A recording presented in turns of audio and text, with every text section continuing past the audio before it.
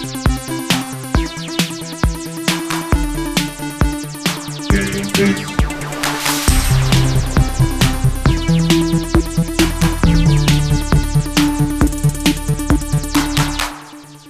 up, Sifters? Welcome to GameFace, episode 326 on Sifted Games at Sifted.net.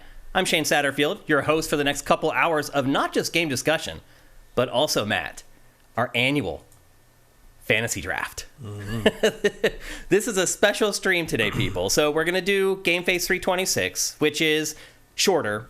It's not going to be a typical length episode. And we're going to wrap that up, and then we're going to break down for like 5 minutes. And then we'll come back to do the Sifted Video Game Fantasy Draft for 2023, our 9th year. We started in 2015. Marcus and I did the first one. Mm-hmm. And then Matt and I have rolled on. We are the first ever Video Game Fantasy League draft. It's been awesome seeing everybody else kind of pick up the idea and run with it and do their own kind of spins on it. But we are the originals, and we're going to do our draft today. Before we get going, I want to thank LS Cream, our sponsor for this episode of GameFace. It is a great liqueur that mixes well with just about anything. I know it's great at the holidays. If you want to check them out and you want to support your fellow gamers and your fellow sifters, head to lscream.com. There's a store locator there, or you can just go to Bevmo or any major drink retailer, and you can find it there. Order it up, drink it up, support your fellow sifters and your fellow gamers. How's your week been, Matt? All right. I mean, it was a long weekend. Yeah, well, not for me. I don't Very get rainy. Yeah, like I don't get the long weekends. Like Monday, that's GameFace prep day, and it takes this episode and our draft took more than all day yesterday. So I don't get the 3-day weekends. My wife does, but I don't.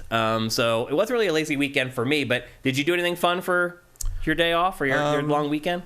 Not especially. Stayed inside. Yeah.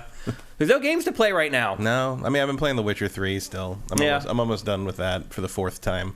I'm going back and trying to finish some games that I really enjoyed that I didn't quite get to the end of last year. Dying Light 2, I'm still trying to finish that. I'm pretty close to finishing that one off. But I didn't realize until I looked back on the list how many times we passed that game back and forth in the game draft. Yeah. For like 3 years. Yeah, before finally. And then it came out and it was... Yeah, I actually really liked it, but the review, it was not a great... It was disappointing, pick, relatively speaking. Metacritic-wise. True, yeah. And I'm gonna get burned real bad today in the draft. There's a certain game that I've been drafting for 3 years in a row, and now Matt is going to get it for his team this year. But that's all part of the fun, all part of the strategy. A couple more things before we get going. As I said, this is going to be a shorter episode of GameFace. It'll probably be about an hour and a half, roughly, and that'll give us about an hour and a half to get through our draft. So you'll still end up watching our stream today, the normal amount of time that you normally would to watch just GameFace, but we have it kind of broken up today into 2 fun parts. Let's see. I talked last week about some changes that are coming to Sifted and some things that we're doing different. I guess the best thing I can say this week is that all that is happening the first week of February, my birthday week.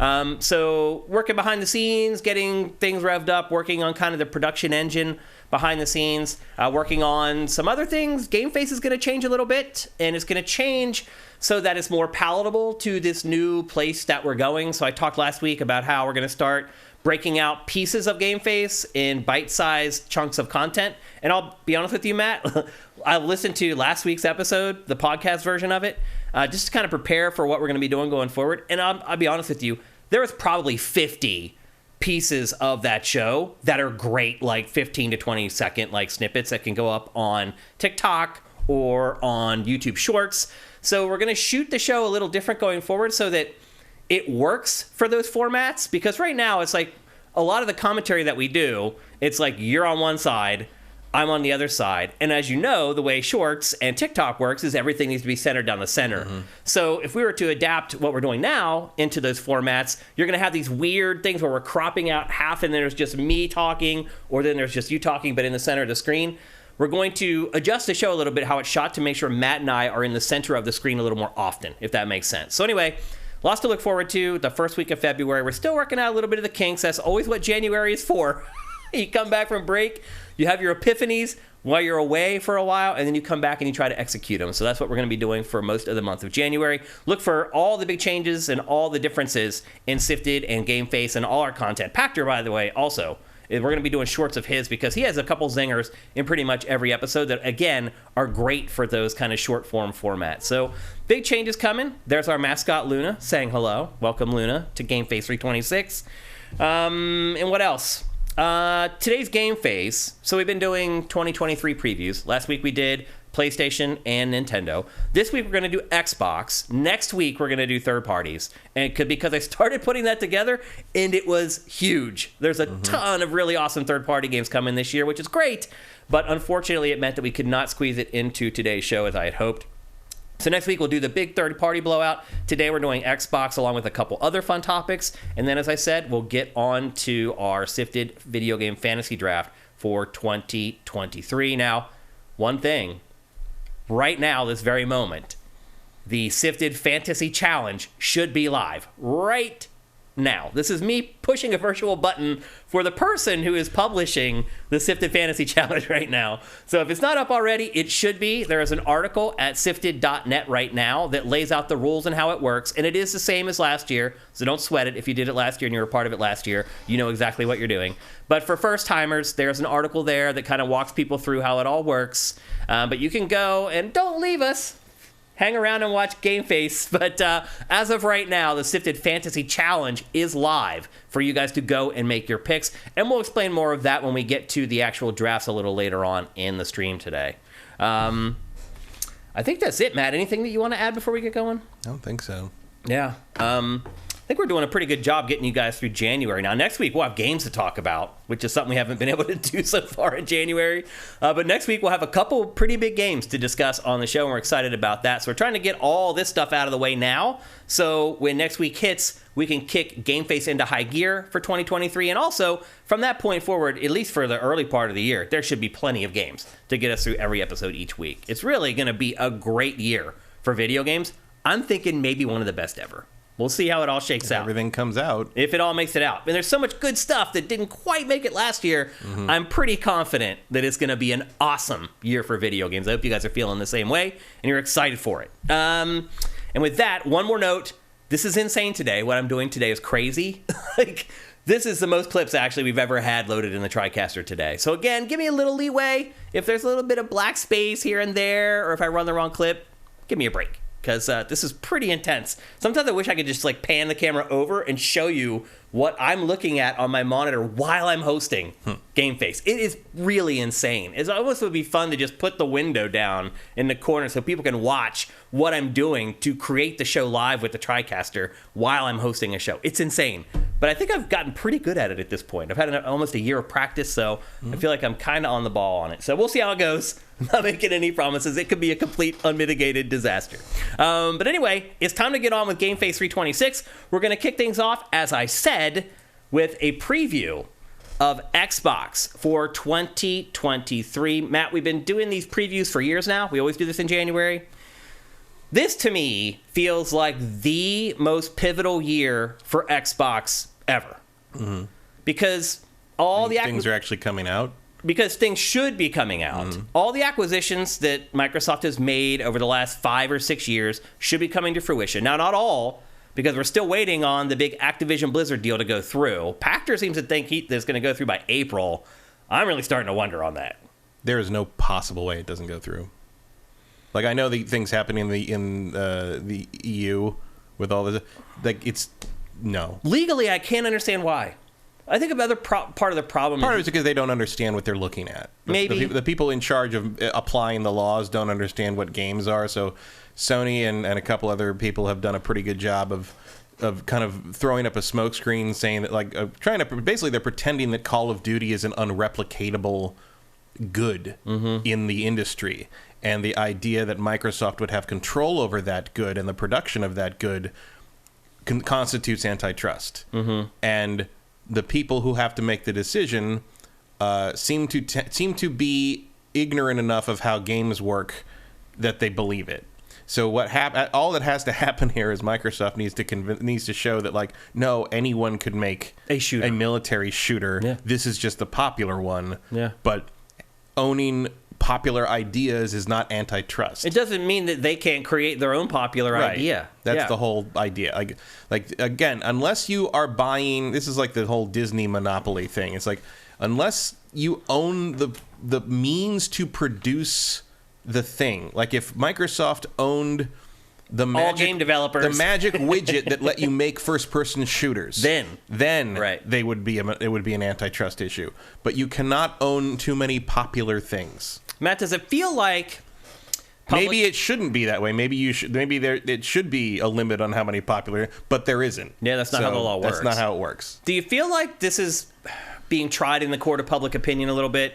No, most people don't even know this is happening. I mean, among gamers. Like, so say you're one of these regulators who don't understand the industry, and they're like, hey, let's just go, like, read what gamers are saying. They aren't doing that. Really? You don't think at all? I promise they are not doing that. What are they going to do, then, to make sure that they're ruling correctly? What do you think they're going to talk to the people who are in the industry and who are running things. Okay. I promise you, no lawyer or representative for that would ever go look at a gaming forum or something, or Twitter to look at what. No one cares. Yeah. Then why do you think that they aren't following the law so far? Because the opposing counsel is convincing them of things. They're not. They're trying to figure out how to apply the law. It's not about following the law. But they don't understand what this industry is. Just like if you came to me with an antitrust issue about steel production, I would probably have to do a lot of reading before I could give you my opinion on it. Mm-hmm. And right now they are basically, metaphorically doing the reading.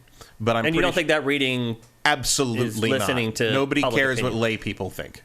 Okay. It's not about that at all. Which is probably why you believe that April is no problem. Like, this should go through. I mean, I don't. If Pachter thinks April, then maybe he knows better than I do. I don't know how long it takes to clear some of this stuff. Mm-hmm. Like, law works very slowly. Yeah.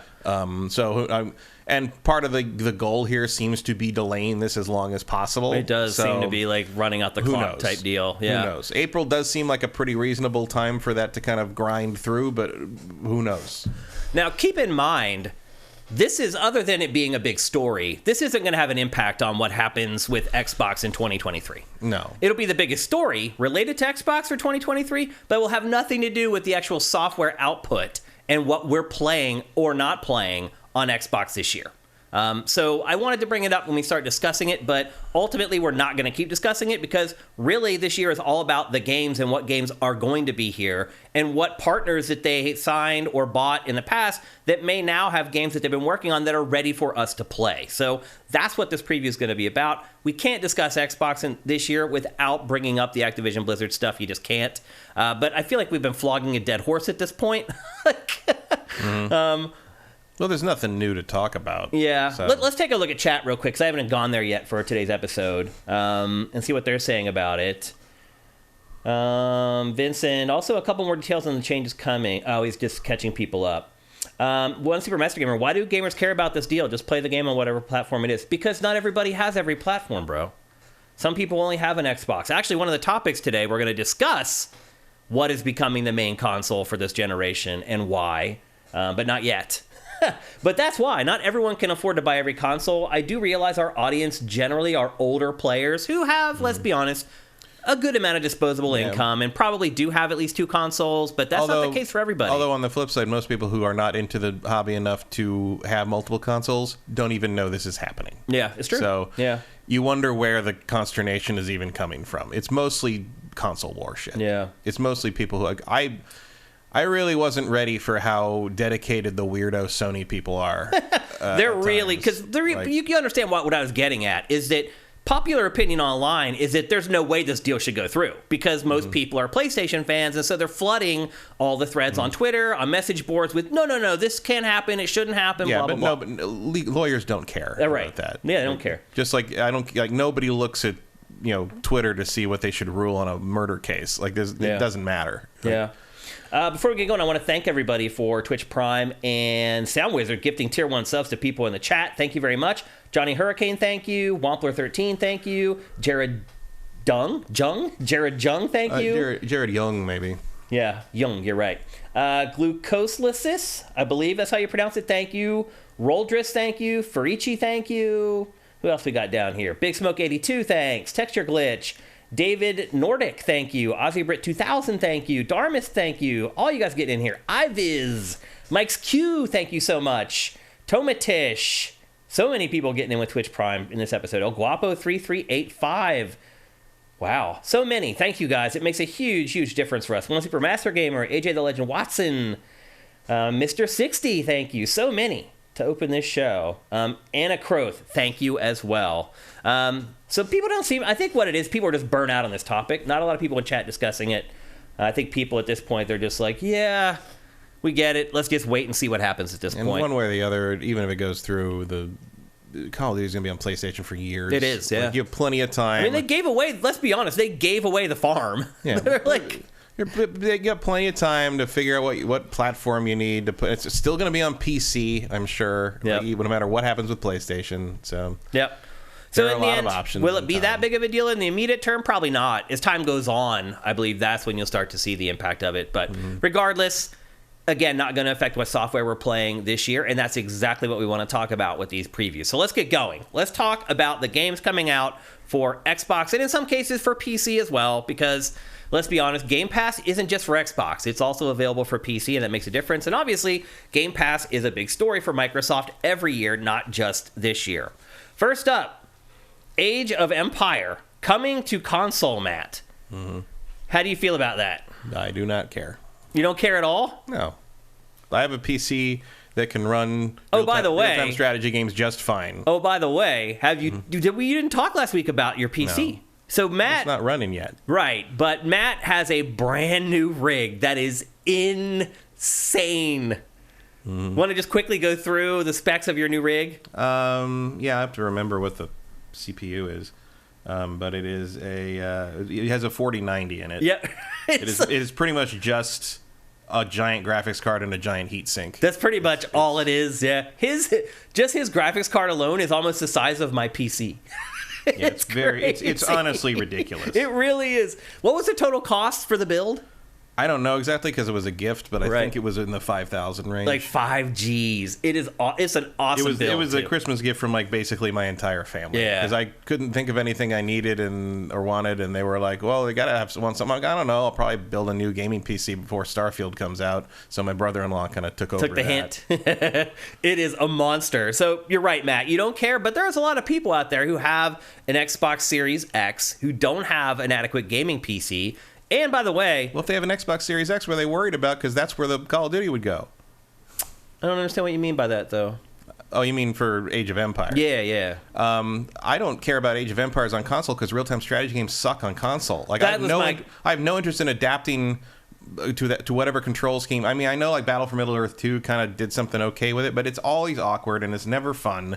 And if you want to play games like this, you should have a PC. Like that's all there. And you don't need like a super powered PC to run Age of fucking Empires. No, I mean, if you want it to look like this, you do. Sure, but like it doesn't have. Age of Empires never looked like this. Like, Nope. people had plenty of fun with Age of Empires before it looked like this. I wonder what kind of rig this is running on for this B-roll that I Microsoft don't put know. out. I'm sure it's something beastly. But the other thing, Matt, is that like you can plug a mouse and keyboard into your Xbox Series X, no problem, and it functions as a PC. Yeah, so, that might be a. So there are some people out there who may be interested in doing that. And so this year, Age of Empires 4 coming out for Xbox Series S and Series X. No hard release date for that yet. However, Age of Empires 2 Definitive Edition comes out later this month on January 31st. I do agree with you, though, Matt. This isn't typically something that's going to get people who bought an Xbox Series X all that excited. But I think This it is. feels like it's happening just because that's like Microsoft's like buzzword. Right Yeah. now. It's like everything's on everything. You know. Yeah.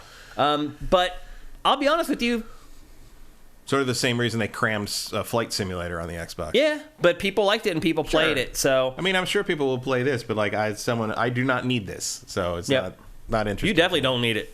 No, well, I even if can't wait to see that game on your Even if I PC. didn't have the new Your PC, new I rig. still wouldn't need it. Yeah. Like it's the Age of Empires is not a huge demand. They really. still have not found a good way to make these games work with a controller. To your point. Yeah, they never will. Like you need a mouse for that. Even with the Steam controller, they couldn't really make it work well.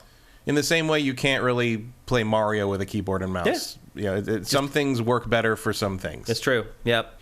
So I think that's going to be a small blip on the radar for 2023. However, there's a much bigger blip on the radar coming. And here's the crazy part, Matt, is there is nothing scheduled exclusive for Xbox until Starfield. Well, no, there's Redfall. Redfall. No, Redfall, so it's confusing. Redfall is just first half of 2023. Starfield, Q2 of 2023. So which comes first? Redfall. You think so? They said Redfall comes first. Really? Yeah, Okay. Bethesda said Redfall will be out before Starfield. Okay. Well, let's discuss Starfield anyway, because there's still a huge gap between now and when you get your next exclusive game. Redfall, I'm guessing, probably not going to be until April or May, would be my guess. Is there a hard date for that? There is no hard date, but the current guess is March or April. Okay. So you're going to wait a few months before you get Redfall, and then this, we would presume, would be next if it isn't delayed again. Currently, the belief is somewhere around E3. Yeah, that seems about right. That would be nice for Bethesda to be able to talk about at E3 that we finally got our fucking game out after however many years it's been. That would be nice. I mean, because otherwise you're up there on stage probably doing another thing, and you're just, here's those same games we've been talking about since before the pandemic even happened. Like, it would be real nice for them to be able to have Starfield out that same week or something. Yeah. Have that to brag about. I just hope it comes out this year. I mean, I know they're like, yep, we gave you this release date, Q2 or whatever. I think if it doesn't come out this year, something is very, very, like, scale-bound wrong. Which, by the way, it sounds like now they may revive. There's rumors of that. I don't know if that needs to happen. It seemed like they were really dead set against it just a couple of months ago. But anyway, Starfield... I think it will make it this year. Okay. I don't know about Q2, but... Starfield, obviously, a Game of the Year candidate for this year. Maybe. It's the first real open-world action RPG from Bethesda in, like, a decade, like as far as a new one is concerned. Well, no, Fallout 4. But what year is that? Wasn't that like 2016 or 2014 or something? It was after Skyrim. Yeah. Still, like, 8 or 9 years, something like that. I don't remember. Almost a decade. I don't remember when Fallout 4 came out. I blocked most You didn't of that like out. it. I did not like You're right, though. It did come out after Sifted had launched. So, you're right. It probably has been 7 or 8 years since Bethesda's put out one of its signature, huge, gigantic, sprawling RPGs. So, the thirst is going to be there. That's for sure. But the big question always with Bethesda's games is execution, and what are the bugs going to be like, and is it going to be stable, and is it going to run the same on all platforms? Is there going to be one platform that causes problems? To me, Bethesda still hasn't shaken its reputation for releasing buggy games. So it's hard to shake a reputation when you only release things about once a decade. It's true. Yeah. It's hard to pound a point home when you're not pounding, I guess is the best way to put it. And Fallout 76 didn't help, even though this team isn't the one that really made that. But yeah, but still, it's a Bethesda game, and Bethesda released it in that state, which makes you wonder, is it willing to do that with something this big? I would hope not, but... I think they know this needs to at least work when it comes... maybe it doesn't have to be perfect, but... It's got to, playing it has to at least sort of replicate this demo. Yeah. And which doesn't seem that hard. It really doesn't. But we also didn't see this played live. This was all pre-recorded and blah, blah, blah. So. And we'll see. I mean, I'm very curious how... We've never seen the game played live. I'm very curious how interested... Well, we've never seen Suicide Squad played live either. That's true. It's like 3 months. Yeah. You see the big leak on that one? No. Like the whole story leaked. Oh, geez. It's awful. Oh, no. It's just edgelord garbage. Oh. It's no. It's awful. Jeez. Like, I reading it, I'm like, I don't want to play this. Like, even though I already don't want to play it because it's just basically Borderlands with capes. It's like, this sounds awful. Oh, geez. Well, hopefully that's not the case with this game. Like trying to out grimdark the Zack Snyder movies. Oh, jeez. It's not great. That sucks. Waited 8 years for that bullshit. Yeah, that's anyway, surprising from that developer. But this looks great to me, but I'm a giant space nerd. I think this looks great to pretty much everybody, Matt, regardless of your space nerd status. Not if you look at the famous gamers online. Oh, There's really? A lot of people who think looks like shit, but I wonder how many of those people just have PlayStations. I think the character models are probably what set character some models people are off. Not as advanced as the rest of the world for sure. Yeah. But like, you're kind of the character models on this are sort of like, well, they look better than Fallout 4. Yeah. So, but not by a ton. No, but It's like you're hoping for more of like a Horizon to Horizon 2 level leap, and I think you got more of a Oblivion to Skyrim. Yeah, I think you're right. Yeah. They don't look fine. terrible. It looks fine, but like it should look better than fine. Yeah. You could argue. Fallout was the good news is that the day this comes out, someone is going to mod better looking character models into it. Yeah. Because that's just what Bethesda fans do. The other thing I'm wondering is how long it will take before a mod comes out to have an orange cat who lives on your ship so you can have Garfield in Starfield. No. In chat, they're saying Fallout 4 was released in 2015, so it will be 8 years between big open world action RPGs. I bet there's going to be there should be like Garfield related Starfield games where it's just like the Starfield box like photoshopped into Right. like Garfield's place on the comic strips. And like I wouldn't be surprised. Someone John's will do like it. Starfield. Like it's just dumb enough to work. I'm Yeah. telling you. And so this is a new IP. So this is not going to be available for other platforms other than PC. This is going to be a straight up Xbox, Game Pass, PC exclusive. And one of the biggest games of the year. So this is the first time, unless you count Halo Infinite, which I don't. Just being honest, this is the first real test, I think, for the whole first party day one on Game Pass thing. There's been some smaller I would definitely things. argue this is your first Xbox system seller in a really long time. Like, yeah. It'll be interesting to see how many copies it sells yeah. Because of versus the Game just people Pass. getting Game Pass. You know, how many do you think it'll sell, Matt? I have no idea. My guess is less than 2 million. Maybe Retail. I don't know. I really don't It'll have a be guess hard. on that. Again, it's the first big It's the experiment. first data we have of this kind. Yeah. Assuming Microsoft even tells us anything. Yeah, exactly. Yeah. I mean, we'll be able to know how it sells. Yeah. Because that'll just be a part of MPD or whatever. But when we know, like, how many more people subscribe to Game Pass that month to play it for $15, Yeah, probably there's a lot not. of variables, and Unless Who knows? it's a gigantic number. And then Microsoft might be like, okay, I'm cool sharing this because it makes us look really good. It makes Game Pass look really good. and you got to wonder how many of the sales they're missing out on by not putting it on PlayStation. Yeah. Because you wouldn't have Game Pass there. I mean, more than 2 million, for sure. Yeah. So we'll see how it does. But just a huge, huge game for so many reasons. They definitely believe that this is going to pull a lot of people into the ecosystem. Yeah. So They wouldn't be following this entire concept if they didn't believe it was going to work. So this is kind of where the rubber hits the road with Game Pass. We'll see how it goes. I hope they jazz this up a little bit, because that is some real boring UI on the skill trees there. very plain. But compared to the rest of the game. Yeah. Yeah, it looks really flashy, and then you get Like, you look that's at cool and all. Like that's kind of like retro, like NASA punk, Right. as they say. That's what they call it, right? NASA Yeah. Punk. What's what one guy called it, and then they never mentioned Used it again. Yeah. It was gone. Like, I understand what they're saying when they say that, but Yeah. it's a really dumb word. Yeah, yeah. Like, it doesn't mean anything to most people. Yep. So anyway, I'm really excited for Starfield. I think probably everybody else is too, unless you're a PlayStation owner and you don't own an Xbox or a gaming PC. And even then, you're probably just fooling yourself. Yeah. But look, this could come out and be a buggy mess, and then all the PlayStation fans are laughing. So we'll see how it goes. But it looks like it'll scratch that sort of space exploration, more curated experience than No Man's Sky. More action Actually exists focused. unlike Star Citizen. You know, like there's an element here that if Bethesda has hustled and done their homework enough on this, like, you might be looking at something that makes at least part of the experience of Starfield irrelevant, or Star Citizen irrelevant. Yeah. Because I'll tell you one thing: if you give me the ability to fly around my own ship, explore like hundreds of planets on my own, and upgrade things and build my ship and do all this and show all these mechanical things working, I'm not going to miss the other people running around in the Star Citizen Alpha. I'll tell you that. Yeah. It'll be interesting to see if this moves hardware. Yeah. I mean, that's really the big X factor here, because right now, PlayStation 5 is pretty much outselling Xbox Series like 2-1, roughly. It'll be interesting if a game like this comes out. A lot of people don't have an Xbox Series console yet. If it reviews really well, if it will convince people. Again, as you mentioned, a killer app. Is it a killer app? That's the big X factor for this game in 2023. Yeah, I mean, you can just buy an Xbox Series X and then get a $15 subscription, and there you go. Yeah. I mean, You don't even have to pay the full price for the game either. So and as someone who just put in the pre-order for the Horizon bundle for the PSVR 2, not cheap. Yep. Yeah. Like, this would be a better deal, I promise. Yeah, for sure. Yep.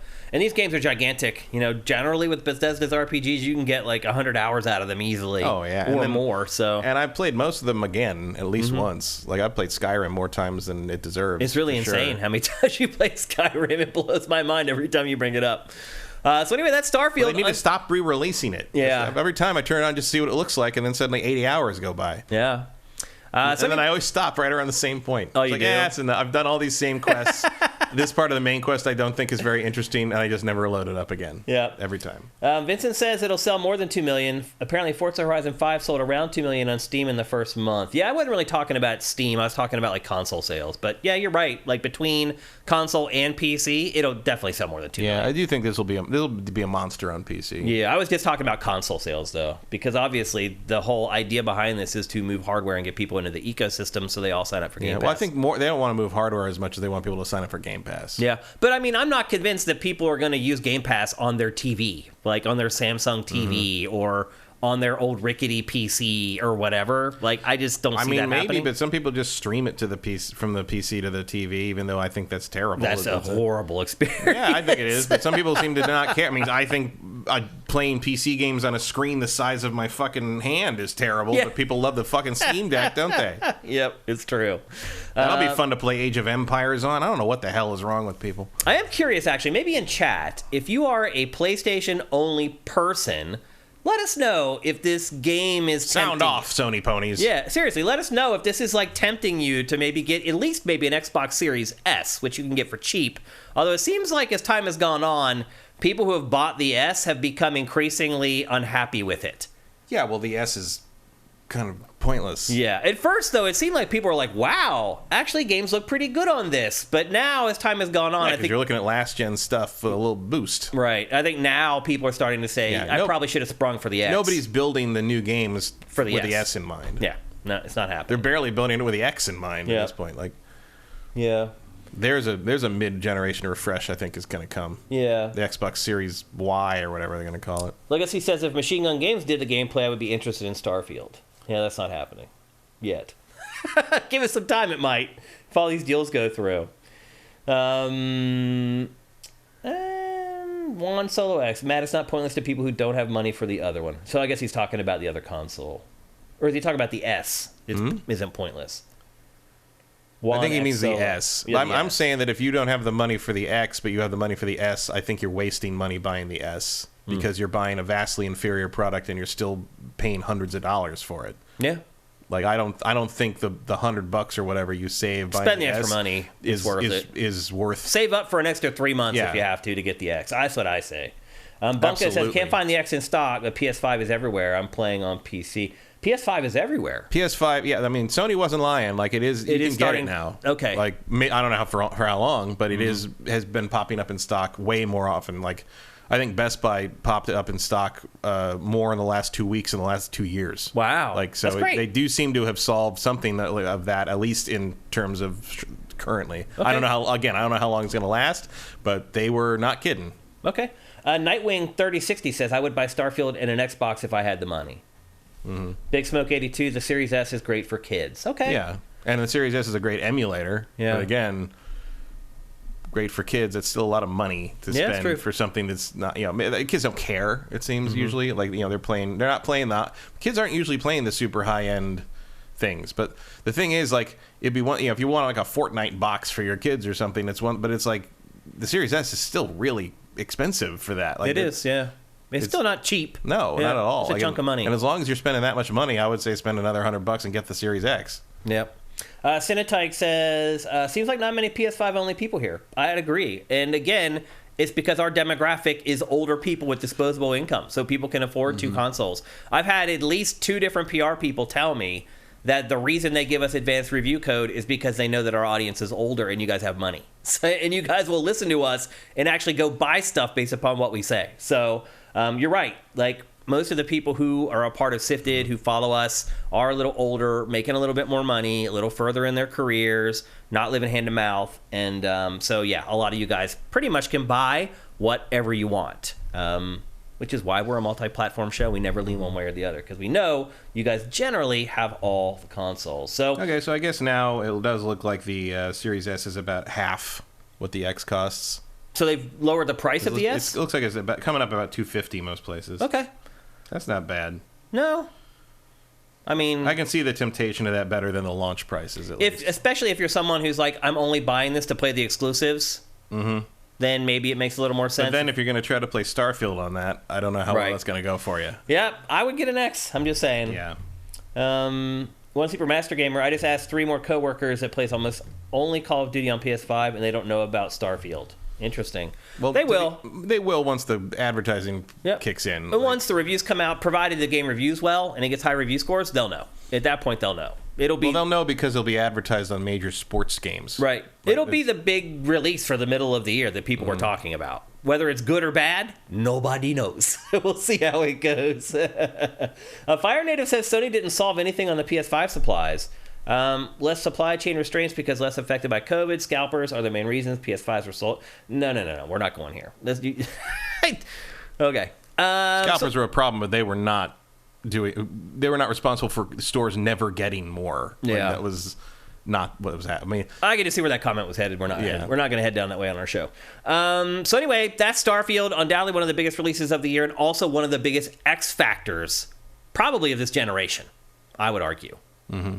As far as like, is it going to be good? Is it going to be bad? Is it going to move the needle? Is it not? Is it going to put Game Pass over the top? Is it going to stem the tide of Xbox getting its butt kicked by PlayStation so far? There's just so much riding on this game. Undoubtedly, one of the biggest games for this year. Or is it just going to come out and barely work, and we're all just going to be mad like we were about Cyberpunk? It could be. We'll see. We'll see. There's, again, a huge X factor. No doubt about it. Next up, Redfall. Matt mentioned earlier, the release dates for all these games are ambiguous. Like, none of them have hard release dates, which makes me nervous because we've been living in this Xbox world where stuff may or may not be released, and there seems to be no rhyme or reason why games are taking forever to be developed and why they're not being finished and why we're not able to play them yet. Like I said, we're like 2+ years into this console generation, and we don't really have any big Xbox exclusives to play still. Well, there's no mystery about that to me. The only mystery to me is what's taking so long with Hellblade 2. Mm-hmm. The others are just like, that was when they were bought. That was when the projects began. Oh, there's a couple COVID others. Stopped a bunch of I think shit. there'll be a couple others we'll get to here where you'll agree that there's like what's going on there. But you're right. There's the only not one I many. really have questions about is Hellblade 2.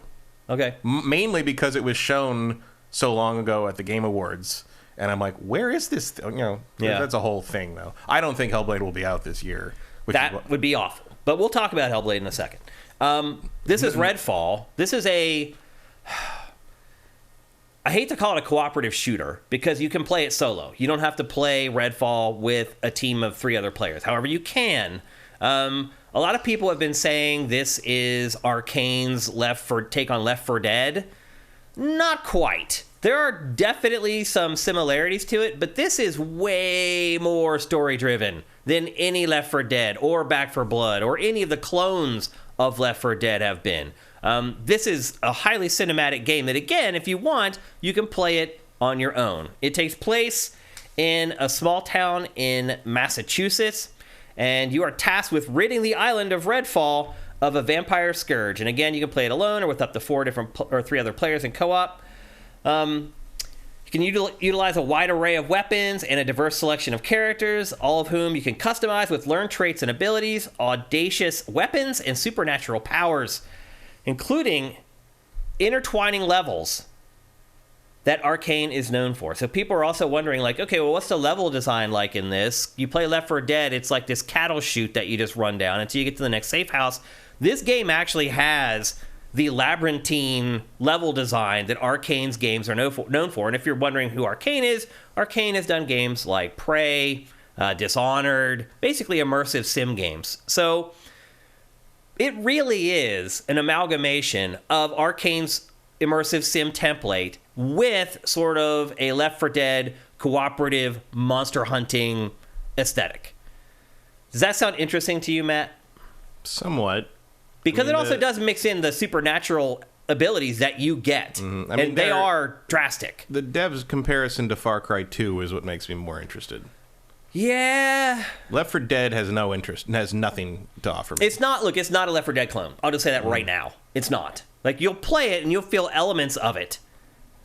Kind of the loop is a little bit like it, but it's not like safe house to safe house like Left 4 Dead and all its clones are.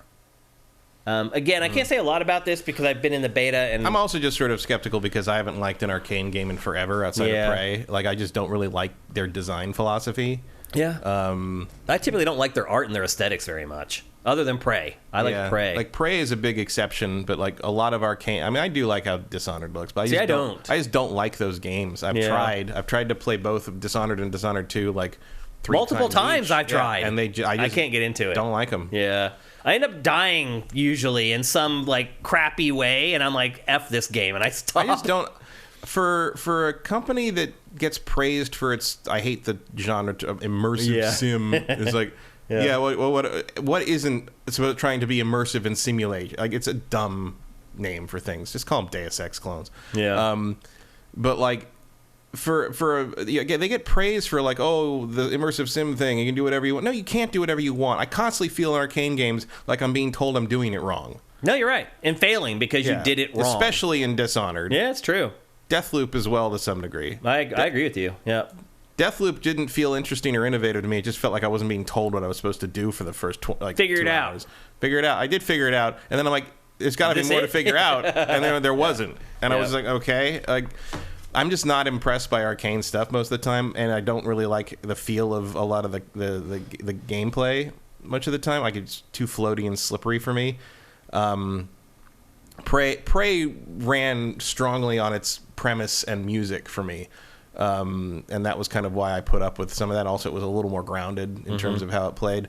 I don't know what this is going to be like, but being Arcane has me kind of on guard. None of their games sell, by the way. And let's just be honest. I mean, at least Arcane still exists. There's that. Which I'm surprised at. And I'm more positive on it now that I know it's not a Left 4 Dead clone, but it's still a big wait and see to me. It doesn't feel like it's tracking very well at all. I know the traffic on Sifted for the game has not been great. It doesn't feel like people are really talking about it all that much. I saw someone in chat mention, like, this game needs a demo.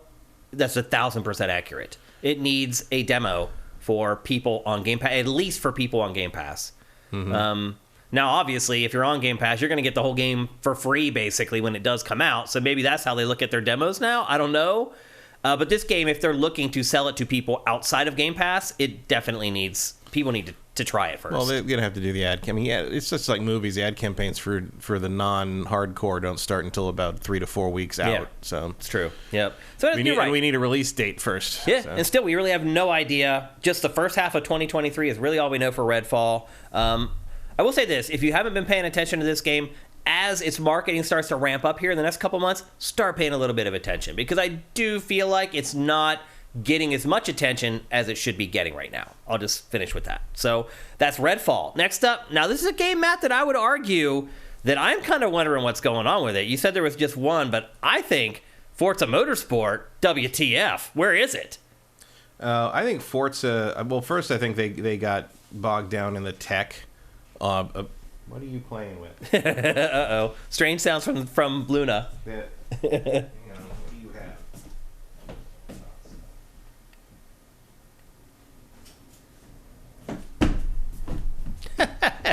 Luna. Twist tie.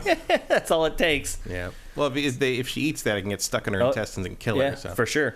So you're saying that I think Turn 10 is stuck on the tech? I think they got bogged down in the tech and trying to like tweak it for to show the new system off and all that. And then you basically have to fit the Forza main series around your Horizon release schedule. Yeah. Because Horizon is the one that sells. Over. It's Horizon churns out and comes out regularly and comes out reliably and sells like a bat out of hell. And I think they learned, and I think we all learned, that Forza as a launch title for the Xbox One was not super exciting. No. Like, it didn't catch fire. Nobody really talks about it anymore. Nobody missed this. This is a vanity project. This is exactly what you're saying earlier is right. People look at this series to see how it pushes the hardware. What can this piece of Microsoft hardware do? They check out this game to see what it can do. And in this case, I think it was better to wait and really get your head around the hardware and do it to the metal, as they say. And I think it will be very impressive, but it's just, and also like the other thing to think about is like, of all the games that are not kind of MIA from Microsoft, this is the one I see asked about the least. It is. Because it's such a known quantity. Well, this was announced, you got to remember, this was announced the day the Xbox Series X was announced. Like, we have known about this forever, and we're still waiting for it's 2+ years later. The other thing, too, if you remember, this was one of the big games that they focused on in the debut. They had a huge developer talk that they had where they know already what the game is. Here's what I would argue. Look at this engine component. Does it need to be like that, Matt? No. That's what these car games do. It's what Gran Turismo does, too. If this is what's keeping this game from releasing and keeps being crap like this... It is, I'm sure. That's ridiculous. Get it out. Nobody needs to see, like, every little wire and hose. We don't. Car people want to see that. It's okay. Like, are you going to hold it up for, like, 5% of your audience? They're actually going to buy the game? Like... Apparently. I guess so. Like, to my point when we started discussing this, what is going on with this game? That's what's going on. Like, they're perfectionists. It's absurd. Just put the game out. Like, this isn't a factor, really. Like, no one's buying an Xbox for this. No. It's not going to move the needle. No. But when you're talking about the dearth of releases that Xbox has had now for 2 years, here comes the third year. It might be time to start getting some of these games out. Well, this will be out this year. That's what they've said. I thought it was going to come out last year after. Well, I didn't know why you thought that. They didn't say. They've said this is this year. I don't think they've ever given a date, really. They haven't given it a date. No. Yeah. Beyond 2023, but we'll see. But again, if it doesn't make it this year, like, I don't care. Like, yeah. It's not the end of the. I mean, it's not Starfield getting delayed out of the year. You know? Right now, it's scheduled for spring 2023. So that means March, April, May, maybe June. Something like that. So if you get this out in April, then it gives you 2 months before Starfield. Yeah. Maybe you're bumping up against Redfall, but I can't imagine these are. Yeah, I don't think there's a whole lot of crossover between those two games. Yeah. I don't think that's going to cannibalize your sales or anything. So these things are their own thing, and it's a year from after GT7, so yeah, you're kind of not going to be compared directly. About that. I mean, you will be, but it's not going to be like you're fighting for shelf space. Yeah, fanboys will do the side by sides. Most people won't care. Yeah, sure. So anyway, again, for spring 2023, that's pretty much all the information we have. But you know what you're getting with Forza Motorsport. It's a rigid driving simulation, although a little bit more fun than Gran Turismo generally. Although Gran Turismo edged a little bit in that direction with Gran Turismo 7, so maybe they're starting to become more alike than they have been in the past. I don't know. We'll see. Yeah, I don't know. I'm interested to how the presentation will change. Like, assuming you're not going to be using Jeremy Clarkson for anything at this point. I assume you will also not be meeting in a weird cafe somewhere. Yes. Gran Turismo 7. Yeah, I don't know. It just feels like the day of the driving sim has come and gone. Well, there's not much left to do. And, like, the improvements are so incremental now. I mean, the driving sim is sort of... It's really the diminishing returns poster child at this point, because like more and more you see the new generation of hardware over the last couple generations has not been as much of a jaw dropper as it once was. Nothing's ever going to match the jump to Dreamcast, but like you don't see it as amazing anymore. Maybe the Unreal Engine 5 stuff, but we haven't seen that pay off yet. But like. The driving sim used to be like the marker for how, back in the day we used to, how far out was the pop in, where was the draw, like driving games fogging. Were like how intense was the fogging? Is the fog pushed out? Yeah, that was or is it real close? That was almost the benchmark for what a system could do in terms of sort of like the draw judging distance. Power. And nowadays is just sort of like Forza's looked pretty damn perfect for like 3 games now. Yeah. And at this, you're just sort of rearranging the deck chairs. Yeah, now what? Yeah. But I mean, like you complain about the engine being realistic looking. That's all that's left. Like, they moved. It used to be the car looked really good, and then they had to make the tires look really good, and then they had the power and the memory to make the interior of the car, and now there's nothing left to make all the inside. At this point, but stuff you can't see. The next Gran Turismo's big bullet point is going to be all the bottoms of the cars look accurate. Right. Yeah. So when it rolls over, as opposed to just the flat gray. Right. Yeah. So yeah, that's your next step is realistic like. Chassis underneath and no one's the car care. That you only see like 3 times. A very small percentage of people will care. Yeah. So anyway, there you go. And that's when the photo mode will have the rack you can put them up on, so you can look underneath and see all the machinery. Well, all these trailers for these games show like they're in the garage now. The car's up on the lift, like, but they don't really show you what's actually under there. So you're maybe right, but it's all pointless. Yeah. Let's just make a fun driving game and get it out. How about that? Well, the fun driving game is Horizon. It is. Forza Motorsport is the Gearhead game. Drab one. The dull drab one. That's the one where you're supposed to just really care about the nuts and bolts. Yep. You're supposed to know how many rivets are in the back of a Bugatti. Right. And if there aren't the right number, you are going to be complaining on Twitter. Yep. So anyway, from here on, things get very ambiguous. Like, there are no hard release dates for the rest of these games. So we're going to do it the same way we did it with PlayStation and Nintendo. We've now talked about the games that actually have at least a release date or release window. Now we're going to talk about the games that we think may or may not be coming out. We don't know yet. So we're going to have to add a little bit of conjecture into this discussion. First up, Ark 2, starring Vin Diesel. It's very odd that this has become kind of an Xbox exclusive, because I would argue that this game really caught on, for the original, really caught on PC. It did, and it actually sold really well on Switch, I think. It did, yeah, because kids love this game. Yeah. Kids love Ark Survival Evolved. Yeah, well, because it's dinosaurs and you can ride dinosaurs. It's like Fortnite, but like a little more esoteric. Yeah. And only kids have the patience to get into this bullshit, because I tried a couple times. There's nothing about this game that I shouldn't love, and I just cannot. The onboarding in the first game was abysmal. Yeah. But kids fight right through it. It's crazy. Like, I asked my nephews, I'm like, were you frustrated when you first started this? They were like, hell no, Shane. I was so excited to play a game like this with dinosaurs that I would have fought through anything. I mean, I'm paraphrasing, but... Yeah, they don't know that their lifespans are finite yet. Right. They're counting the days like we are. But they were just There's like, only no. so many days I have left, and I'm not spending them with Vin Diesel. Yeah, they're almost like, what are you talking about? Yeah. I'm like, because like the first hour of when it first launched, the first hour of Ark was a nightmare. Getting over the hump. And still, like, when I built my first house, I remember, like, someone just showed up and just wiped me out, and my game was over. And I was like, I just fought for, like, 90 minutes to get through the... And I think they did nerf it over time. Yeah, they've worked on it, and then the tutorial, the onboarding thing is way more explicit now. Yeah. But it's, your first impression is your first impression. It was rough for me. But the kids love it, and they're probably going to love this one, but they're not going to love that it's, like, an Xbox exclusive. Is this a timed exclusive? Probably, I would think. It can't. They'd be idiotic. They don't own this. No, they'd be idiotic to only release it for one platform. So my guess is yes, this is a timed exclusive on Xbox.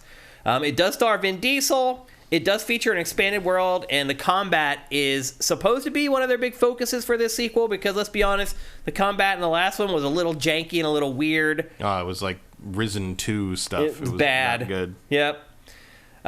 Really, the game was kind of driven by crafting. And I'm guessing it was actually an early entry in the survival crafting genre that rode on dinosaurs as sort of its hook, which, I mean, it worked. Yep. It's also more story-based this time. You can already tell from this trailer with Vin Diesel. And the plot is basically Vin is protecting his daughter from prehistoric whatevers. Whatever those things are supposed to be. Yeah. Monster. And then he rides like a T-Rex with armor.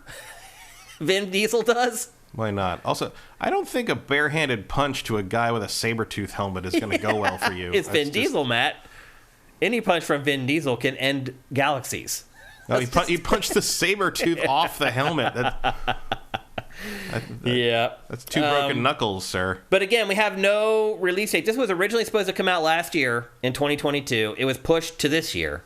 So chances of it coming out seem to be pretty good. Any interest in this? Not really. This is kind of one of those games I would like to be interested in. Exactly. That's what I was going to say. This is one of those games that I wanted to like it, and I couldn't. And I'm hoping that with this sequel, they fix a lot of the issues that kept me from enjoying the first game. We'll see. But, yeah, my guess is this is probably a 6-month timed exclusive on Xbox. They'd be foolish to give them any more, but unless Microsoft made it worth their while financially. But obviously, Microsoft is spending tons of money in other places, so I don't know if they're money-hatting a lot of developers and publishers right now when they're trying to buy something for like $67 billion. I don't know if they have a lot of pocket change left over for stuff like this. So my guess is it'll be exclusive 6 months on Xbox before moving to PlayStation and Switch. If this can even run on Switch, because the other thing, too, is that this is, I believe, next-gen only. I think it's only Xbox Series and PS5. Yeah. So I don't know how or if they're going to make it work on Switch. We'll see. But again, we don't really have a hard release date for this. It was supposed to come out last year. It's now been pushed to this year. So my guess would be first half of the year, but who knows? It could have I don't needed to know. be, could have been delayed more than that. Everything's been so quiet on this that who knows? We haven't heard anything. So we'll see how that goes. That's Arc 2. Next up, this game's a little, I think, floating out there, not knowing what's going on. That is Stalker 2, Heart of Chernobyl. This game is being developed by a studio from Ukraine. Mm-hmm. They had to abandon their facilities, and did they go to, where did they go? Was it Romania or something? They went to Romania or Hungary. I can't remember. Yeah, they left and went to another country to finish off the game. I don't know, Matt. Like they fled with the game, basically. Yeah, they took the code and everything with them. Like, it's crazy. I'm worried this game isn't going to make it this year with all the stuff going on. I don't know. From what I understand, they got where they were going and set up camp. We're able to keep going. It's supposed to still be the first half of this year, but we'll see. I imagine they will get it. We'll have an update at the Direct next week. I cannot think of another game that I am rooting for harder than this one in this studio to go through what it's gone through trying to get this game done, and just what's going on in Ukraine in general. I am rooting for this studio. I am rooting for this game to be amazing, but again, no release date other than Q4 2023. That's all we know. It's supposed to come out in the fall, which means it very easily could slip with all the X factors that are involved with this studio right now. Well, especially because I don't think Microsoft is pinning a whole lot of hope on this one in terms of like market share. So well, they'd also be idiots and douchebags to pressure the studio to get it done. Yeah. It's like based upon what they've been going through. Like the one advantage of this game is that it doesn't need to be done at any given time. Like you're not hinging any quarterly plans on this. You're not like counting on the revenue from this to meet any real targets. Probably you can sit on this until it's ready. I mean, we've waited 15 years for Stalker. It seems like it's been that long. Yeah, I can't remember when the first Stalker was. It hasn't quite been that long, but it's been a while for sure. I want to say it was there. I played the first one before I moved to LA. Because there was that and Clear Skies, and it was also way ahead of its time when it launched. Oh yeah, like most rigs couldn't even run the game properly when it came out. Yeah, so it was kind of future proofed a little bit, but still, it has been a long time. Kevin Rafa says they moved to the Czech Republic, or I guess you're supposed to call it Czechia now. Oh really? Yeah. Okay, so that's where they're trying to finish off the game. It features an open world with what they're calling reactive enemy and creature AI. They're saying it's equal parts first-person shooter, immersive sim, and horror game with light survival mechanics. So if that stuff sounds good to you, technically, you've been watching this B-roll. It's a damn good-looking game. That sounds like Stalker. So. Yeah, it does. It has a non-linear story where you must decide the fate of the zone. It will have official mod support, and there is multiplayer coming after the game's release. So it won't be available at launch, but multiplayer will be added at a later date. Yeah. First Stalker was 2007. Okay. And of course, based on the movie that maybe people don't know about. But, yeah, probably not, actually. Yeah, look up the movie Stalker. It is very much what the game is based on. Yeah, worth watching. It's a very atmospheric franchise for sure. Kevin Rafa says it reminds him of Metro. Yeah, Metro, I think, comes from a very similar place in terms of tone and style. Except these games generally are better than the Metro games. Some of the Metro games have been rough. The Metro games are trying to do a more simple shooter thing for the most part, but and are based on books that are also very, drawing very much from the same like creative well in terms of like basically the Chernobyl thing. There might be a little Eurojank in this game. I mean, there certainly is in Stalker 1. Yeah, I would be forgiving of a good bit of it. Playing the original Stalker games requires a very serious afternoon of modding. Yeah. But, they know that. The people who are making this know that. Well, it's like I said, they are going to officially support mods for this game, which isn't happening as much as it should be happening in 2023. No, honestly. but I think that's absolutely necessary for a Stalker game, for sure. Especially because of how Stalker works. One of the things about Stalker is that everybody has a different way they like to play it.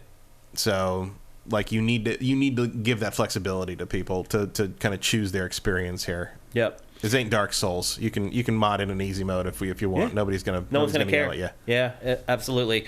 But again, we don't really have a release date for this game. It is just right now slated for Q4 of 2023. I'd guess it's 60-40. It comes out this year, something like that. That'd be my guess. Because all it takes is one little problem, and if it's scheduled for December or November right now, that one little problem is going to delay it out of the year. So we'll see. Rooting for these guys, rooting for this studio, rooting for this game. Next up, the game Matt mentioned earlier, where he's like, what the hell's going on with it? Hellblade 2. Senua's Sacrifice. Game's been in development for a really freaking long time. We got some gameplay of the game not that long ago. It looked pretty interesting. A lot of people didn't think it was gameplay when they showed it at first. People were like, "Oh, that can't be how the game plays." It is. Yeah. It's just very cinematic. It's not Twitch-based like action adventure type gameplay. The first one was like that too. I mean, there was the fighting, but it was almost like walking simulator meets God of War. It was like heavy on the adventure side of the action adventure. And it looks like they're kind of moving in a different direction with that. And the other thing is, I don't think this is representative of how the entire game plays. I think this is probably just a section. And that might be what's taking so long, is I bet they have a whole bunch of different ideas. They're trying to do all those different ideas and change things up and all that stuff, and not just make the first game again. I do think probably this game's probably been reworked from top to bottom a couple of times. Sounds like they're having trouble to kind of like settling on what it's going to be.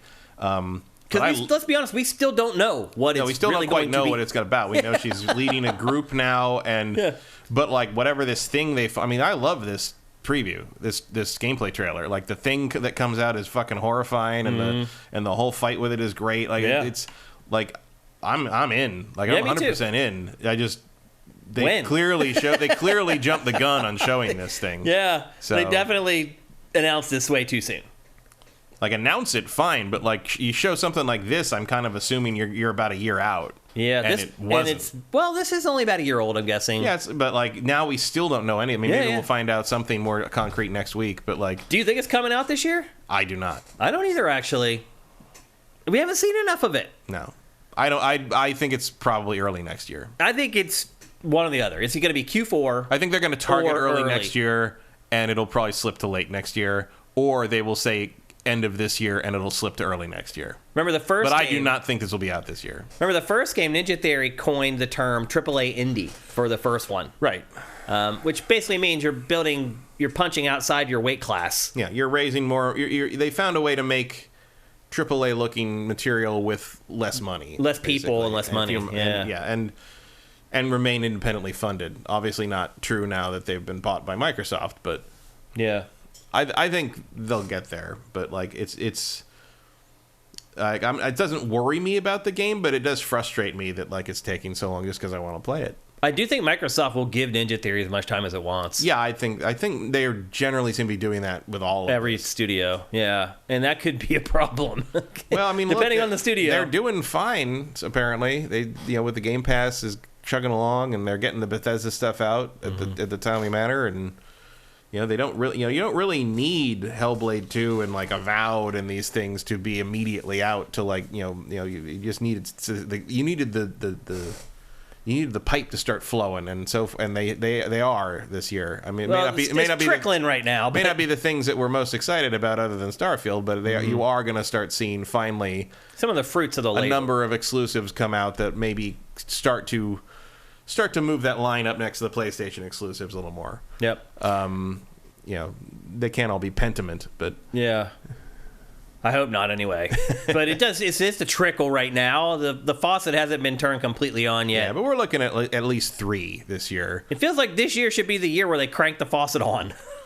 Maybe, but you don't want to flood it either. I mean, I think you want to go. Ideally, you'd have 4 or 5 big exclusives for the Xbox this year, and you already got 3: Forza, Redfall, and Starfield, the one I actually want. And then I think you hope maybe 2 of these make it out at some point. Maybe Arc 2 gets out. I don't know. Generally, I don't think this one probably, but who knows?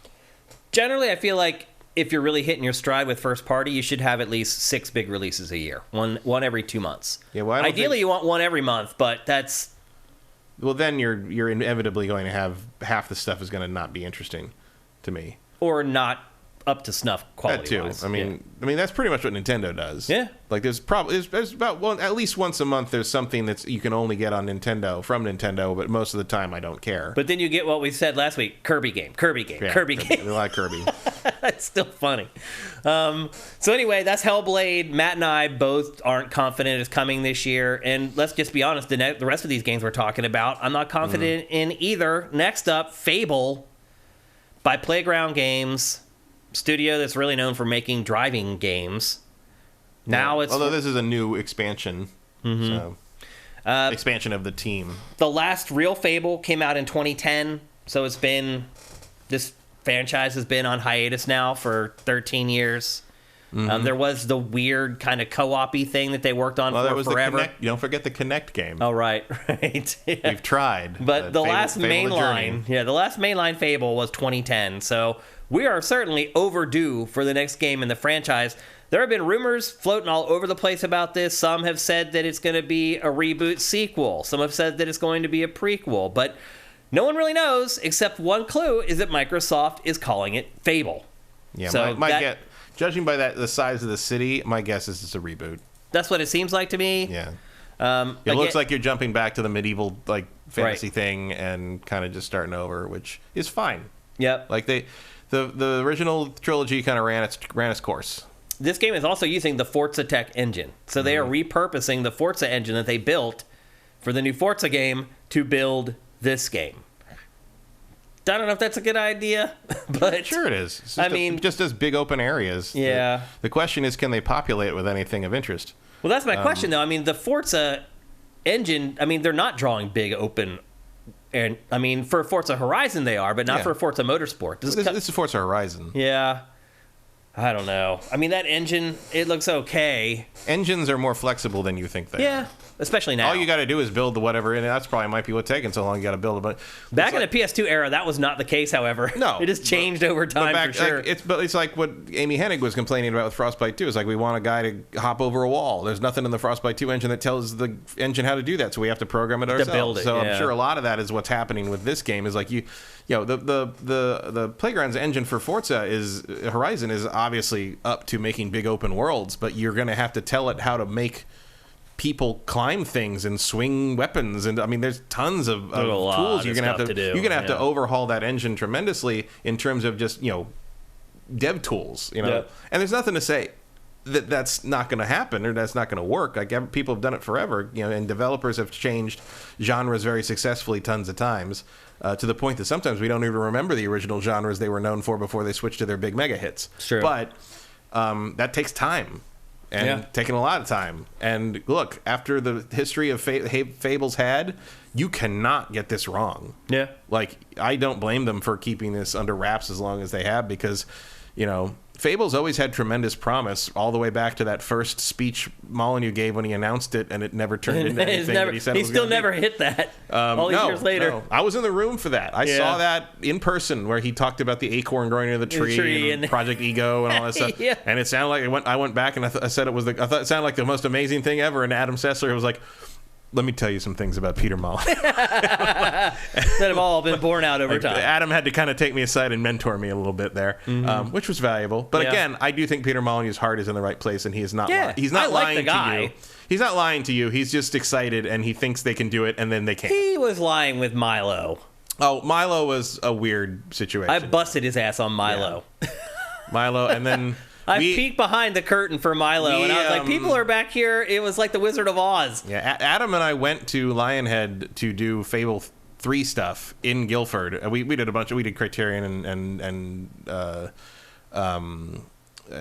Media Molecule, and everyone was there. We did something. But our main reason to go was big Fable 3 special. Yep. And luckily, we had interviewed Peter a few weeks earlier here in L.A., because we didn't know, he didn't know if he was going to have time when we were there. So we did that early because he was already here. And then we went there, and we went to Lionhead the day after Milo was canceled. And Peter Molyneux wasn't seeing anyone. They're like, he's too sad to talk to you. And we didn't see him.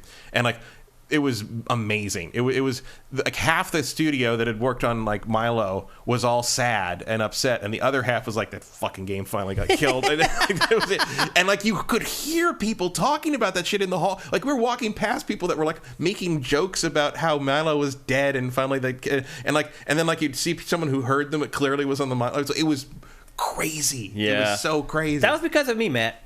Like, I'm not kidding. So I went to see it at like a post E3 event where Microsoft would rent like a hotel downtown or whatever, and they demoed it for everybody, and everybody like did the demo and just like filtered out of the room and went on to their next demo, and I was like, there's something weird going on here. And I stuck around and waited, and sure enough, they pulled the curtain, literally pulled a curtain back, and there were people sitting in this little room with controllers controlling Milo. When was that?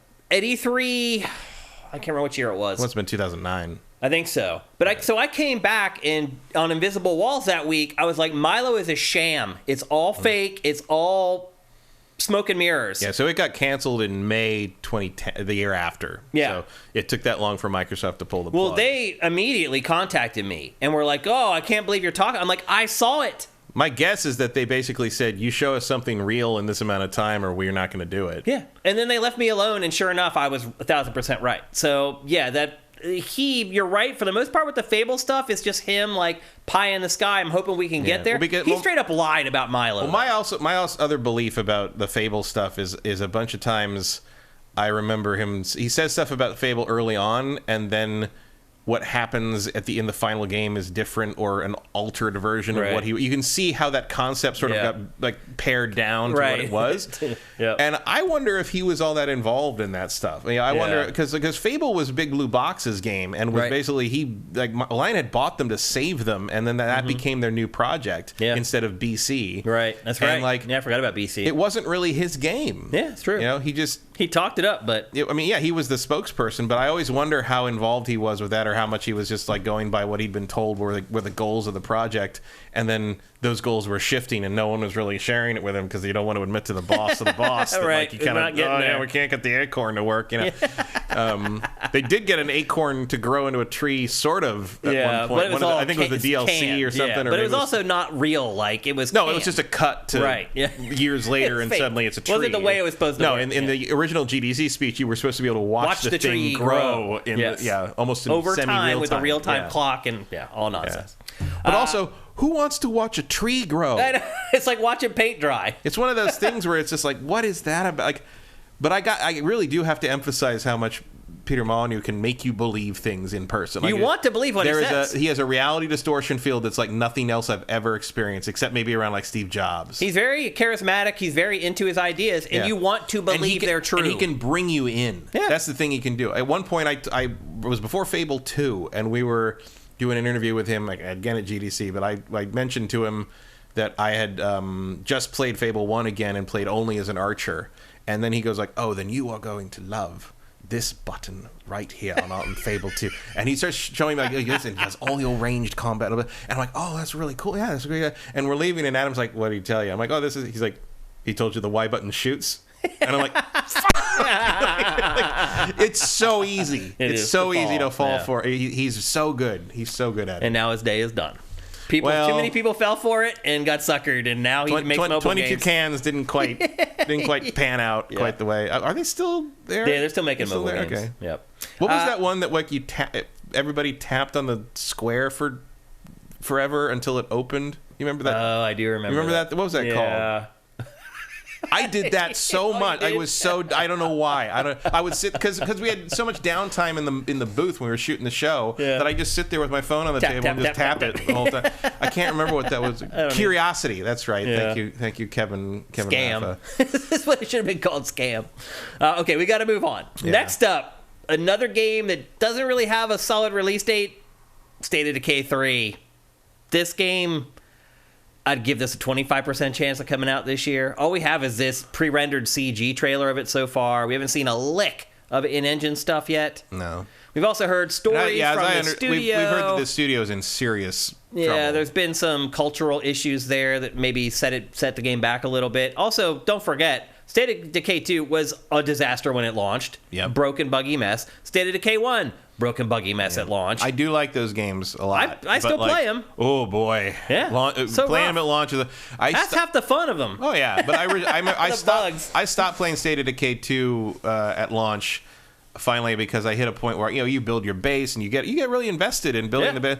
And at some point, a bug hit where every time I parked a car in one of the parking spaces at the base, it would disappear. And I'm like, okay, that's it. I'm going to wait for you to fix that. And then I don't know if they ever fixed it, but I never went back to it. I will say my brother-in-law and my niece play that game all the time. Like, they have been playing for almost a year now or more than that, and I look at like their bases and they're like what they've set up. They have, like, my brother-in-law has a giant arsenal he keeps of all the guns anyone finds. They bring them to him and he stores them in this place, and so anyone who needs like a good gun for whatever they're doing that night when they're all playing together, he just hands out weaponry to them, and it's amazing. Like, but I don't have the wherewithal or the time to get involved. Justin Horman did it right. He said, I'm stoked for this game after I got in the State of Decay 2 like a year after it launched. Yeah, that's exactly That's how you enjoy State of Decay. You don't get it at launch. You wait for them to patch it and fix it for a year, and then you jump in. And then it's the game that they promised. Which might be why this is taking... I mean, also, it sounds like there's cultural problems at the studio, so we'll see what happens. But I do hope it gets here eventually, because I do like those games. Highly doubtful, in spite of themselves. Right. But highly doubtful we see this year. I would be shocked if this is this year. Yep. Here's one that I think maybe has a better chance. I would give you pre-order money for Hellblade 2 now, rather than believe that this was coming out this year. Next up is a game that I think has a better chance, but I can guarantee that you're going to disagree with me, and that is Everwild from Rare. Oh, God. So this game... probably announced way too early. Probably. They didn't even know what it was. When they announced it. Was it last E3 or the E3 or the year before, where they literally said, we don't know what the gameplay is? It was the year before. Yeah, where they're trying to figure out what the game is going to be. This game has been in the cooker. They just built a world, and they're like, what should this game be? I'm like, I feel like that's backwards. You got to realize, Rare has not released a game since Sea of Thieves in 2018. Yeah. Coming up on 5 years since Rare released a new game. And look, although, to be fair, Sea of Thieves support has been very good and robust. It has, but I mean, it feels like... that's not the whole Rare team. That's not enough for a whole studio. Well, they've been making this. They're trying to find a game in it somewhere. Apparently. Some details have leaked out about this game over time. The playable characters are called the Eternals, and they are more or less humans, but they live in a world filled with diverse creatures. Some of them are peaceful. You might need to change that name once Marvel hears about it. Right. Some of them are peaceful, others not so much. The creatures range from almost completely unrecognizable to really insane. As you can see right here with this deer, it looks like, oh, that's a deer, and then as you pan out, you're like, oh, that's not a deer. That's kind of this game's art style in a nutshell. All Rare really said is that the goal of the game, from what it's decided so far, is that you're trying to seek peaceful, symbiotic relationships with the creatures. And that's pretty much it. This seems like the game where we will actually watch a tree grow. Yeah, it might. I would give this a better chance of coming out this year, though, than State of Decay 3. Oh, yeah. I mean, I think State of Decay 3 is the least likely to come out of any of Microsoft's in-house things. It's hard to imagine that Rare built all these cinematics in the game engine, of all these moments in the game, when it doesn't yet know what the game really is. Like, that's a lot of work for, like, just shooting in the dark. Like, it's proof of concept. Like, look, there's nothing in these scenes you couldn't have come up with if you hadn't just sat down and watched a bunch of Studio Ghibli movies for an afternoon. That's true. But finding a game that plays interestingly and fun out of that is a whole different beast. Yeah, but I mean, it's look, that beast. Yeah. What the giant salamander motherfucker? Ugh. Oh. All right. Just had its babies, apparently. Meeting your kids. Yeah, Rare's due. Let's be honest. It needs to put out a game. It's been a long flipping time. And we have got reports that, like, they've kind of rebooted this game at least once to try to figure out, as you said, what it actually is. I mean, you talk about all the, like, about the companies and they're not doing anything. There's no output. I want to talk about a wasted company purchase. Rare.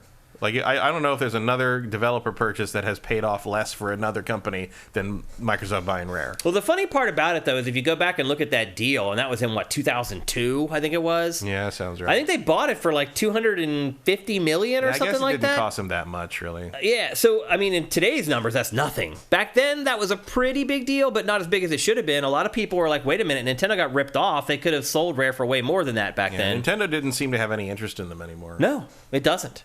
At all, which is bizarre because it was really a match made in heaven. Nintendo and Rare. Yeah, it was a good supplement to Nintendo's in-house stuff. Because it was already making stuff that Nintendo would have been making on its own. Yeah. So, like, one of the reasons the Nintendo 64 felt so robust in terms of what it was putting out was because, while you were waiting for another Mario game, you got 2 Banjo-Kazooie games and a Donkey Kong game. yeah, and Jet Force Gemini and Blast Corps, it filled all the holes for first-party stuff that Nintendo couldn't fill on its own. GoldenEye, Perfect Dark. Yeah, the new relationship just has not worked out for Rare the way it did also, for Nintendo. everything that Rare did after that was not Viva Pinata, tops. Grab by the Ghoulies. Grab by the Ghoulies was a bad debut. Game. Yeah. But Viva Pinata was fun. Cameo, Elements of Power, which was neutered from its original idea on that GameCube. Was a whole bunch of different. So anyway, Rare is not what it once was. I don't think that's not a newsflash for anybody. But still, it's been 5 freaking years. Then they got stuck making Xbox Live avatars forever long. Yeah. I would see the bottom of an avatar shoe. Yeah, right. That's right. I would put this game's probability of coming out this year at like 30%. Oh, I would put it at like 1. Lower? I don't think After game, 5 years? No, I don't think this game exists in any real form. I think the big X factor will be E3. If it's shown at E3, I think it might come out this year. If it's not, then it may be canceled. We may never see it. I would not be surprised if it got canceled at all. For some reason, I also link this one with Scalebound in my head. I think because they were being promoted around the same time. Yeah, they were. So they were in press conferences probably not fair. together. That's probably not fair to Everwild, but like, it has no. Like when you've got the devs literally saying we don't know what the game is. Yeah. After showing it twice, I'm like, I don't know. That's a bad sign. I mean, that's Microsoft poor management. Yeah. That should not happen. No. Let's be honest. It should not happen. You should not be making stuff that polished. No, with not knowing what the game is. That isn't anything yet. Which is why I gave it the 30%. Because they've done a lot of work, obviously. And I find it hard to believe they would just trash all that work, but who knows? Yeah, I think I'd give you I'd say a 30% chance we ever see it at all. Oh, wow. I would give it comes out at all. Wow. But I would give it higher this than year, like, I wouldn't know. No. I mean, maybe only State of Decay 3 would be lower in my probability. Well, here's another one that may be lower. The Outer Worlds 2. I don't expect that this year, but I do think I don't think there's anything weird. I don't think there's any question that this game, they know what this game is going to be. I don't think there's anything weird happening with this one. I think it's just 2024. Yeah. The tagline for this game is New Solar System, New Crew, Same Outer Worlds. It basically follows up on the same premise as the original.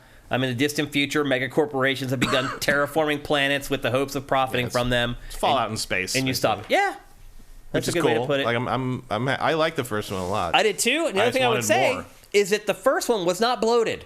No, it wasn't a 70-hour whatever sprawling thing. Like I finished it in 20-some hours. I thought it was a little too short for what it was, but I didn't want it to be like 40 more hours. I wanted it to be like 10 more. Like I wanted one more planet. Basically. But that also means that they could conceivably get this done pretty quickly if they stick to that same size. Well, they are not. They said that this one's big. Okay. I had not seen that. But like you, I really like the first Outer Worlds. They definitely created a great world. And to your point, like it wasn't quite up to scratch with what you'd expect from like a Bethesda RPG. But you got to realize now you have this other studio that's delivering the left-hand jab. So you got Bethesda on the right, and now you got this studio cranking out RPGs with the left hand. Like that's a pretty good combo. Yep. I mean, they're going to start making. It sounds like they might do a Fallout. Yeah, I mean that's going to pay dividends for a long time. Having Obsidian around to give you a Fallout without having to wait for Bethesda to make it in like 2032 is going to be very handy. It's a big deal. And if they can keep putting out stuff like this while they're doing that other stuff, holy cow, it's amazing. And you got Avowed on the way. Obsidian is very quickly. Might be proving themselves to be the MVP of the stable at this point. Yeah. What about I don't think is anything anyone expected from them. No. Necessarily. They've always been solid, but janky. But between this and Grounded, and they've got maybe a Fallout in the works, and they got Avowed in the works, and they shot Pentiment out of nowhere. Like it's. Like they are delivering so far. Like if they can get this all done in a timely manner and make it all good, like these guys could be the new stars in that lineup. That's true. What do you think about Avowed? You think Avowed's going to make it out this year? Not a chance in hell. So that's Obsidian's basically their Elder Scrolls. Yeah, it is similar, but they have tempered expectation. They're like, it's not Skyrim big. It's not that. It's like it sounds like you should be trying to think more of a spiritual successor to Arx Fatalis. Okay. if anyone remembers that one. Most don't. Most do not, but it was pretty good. Mm-hmm. It was more of a I gotta say it again, and I hate it, but more of an immersive sim take on the Skyrim style RPG. Yeah. Yeah. So you don't think Avowed will make it this year, though? I would be shocked, even though it's not quite as involved as. No, I would be stunned if that game. We still only have a single trailer for that game as well. Yeah. So generally, you only have one trailer. Game's probably not coming out in the next 12 months. No, I bet we'll hear more about it, but I think that's next year. But then again, you're kind of running out of stuff that could be coming out this fall, so who knows?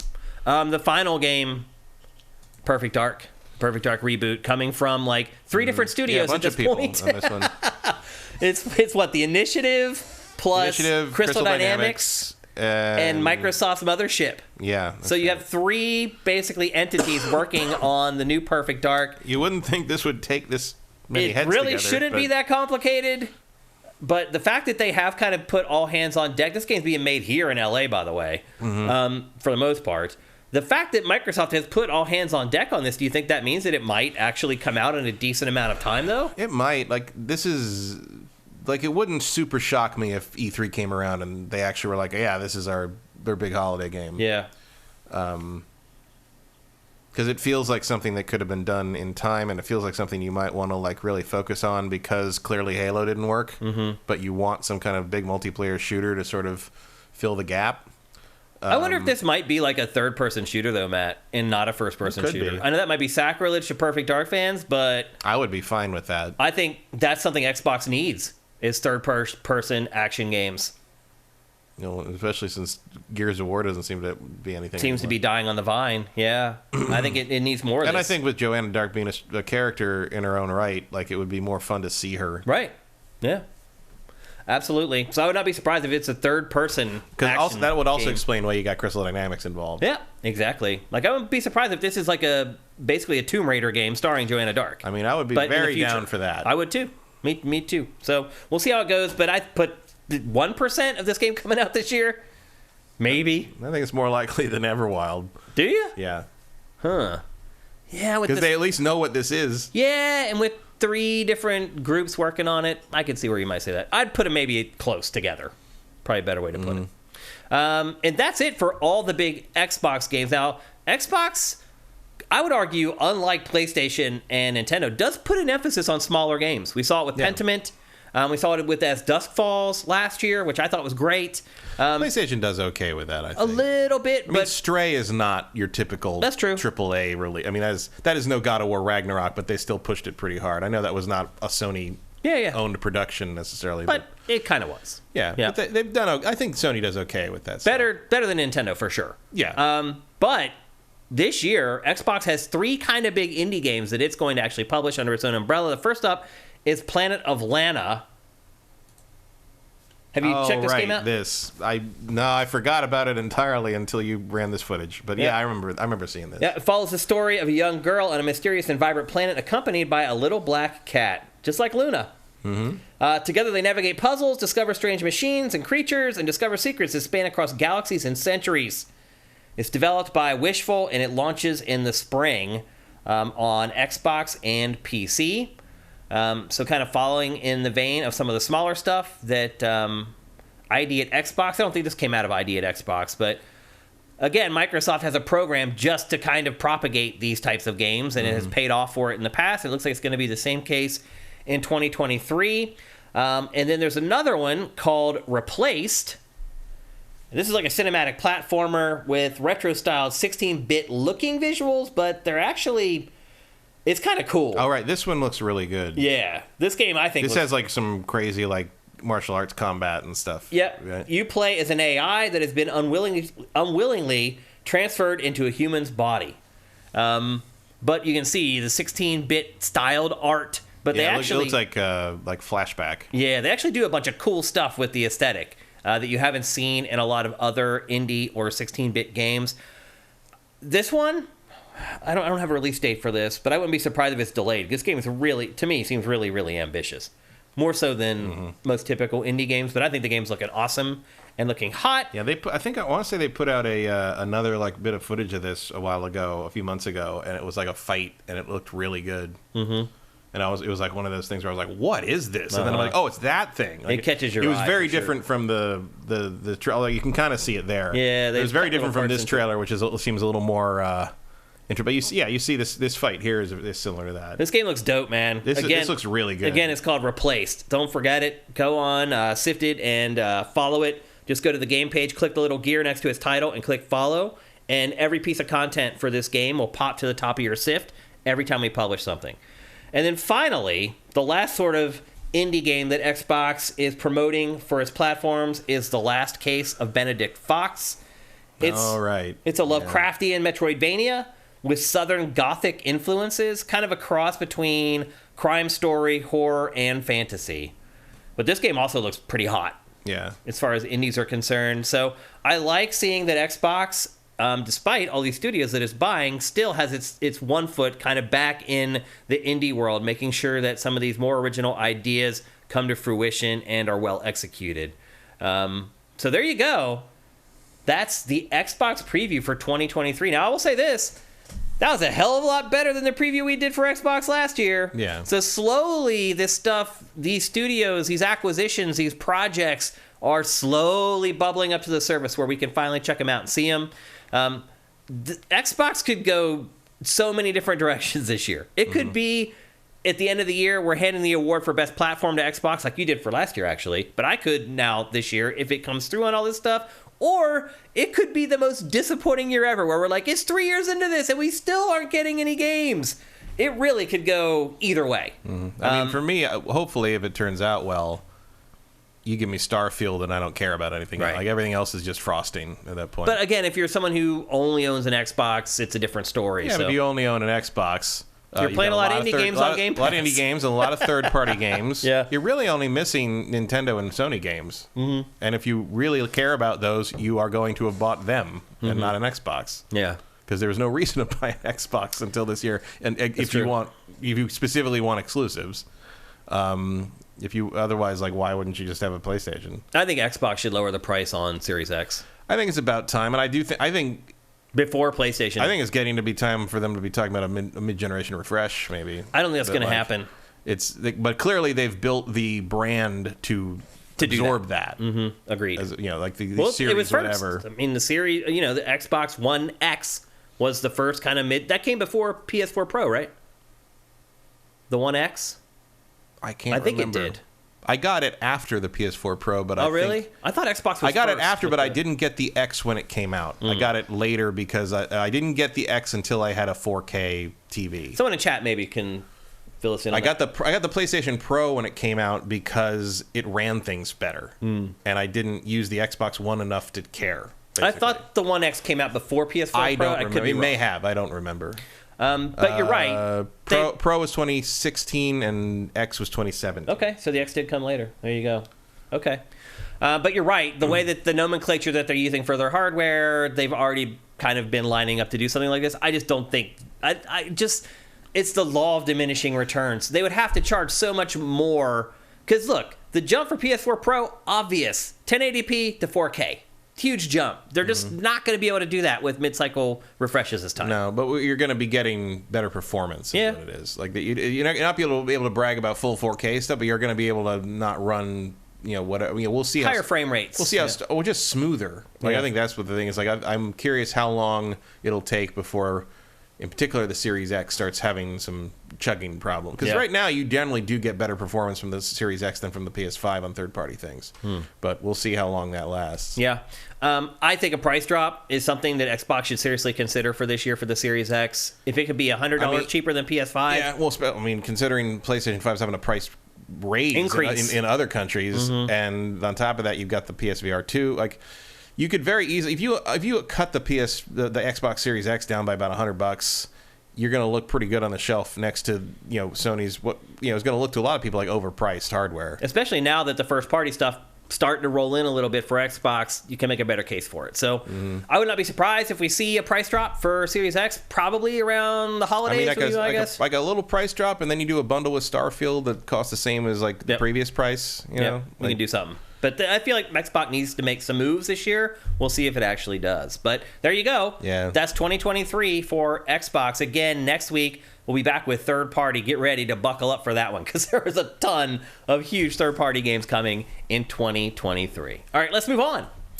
We're going to talk next about something I have a feeling a whole lot of people were doing on Sunday, and that is watching the debut of The Last of Us TV show on HBO on Sunday night. Kicked off with a big 80-minute episode. Reviews for it have been pretty much unanimously glowing.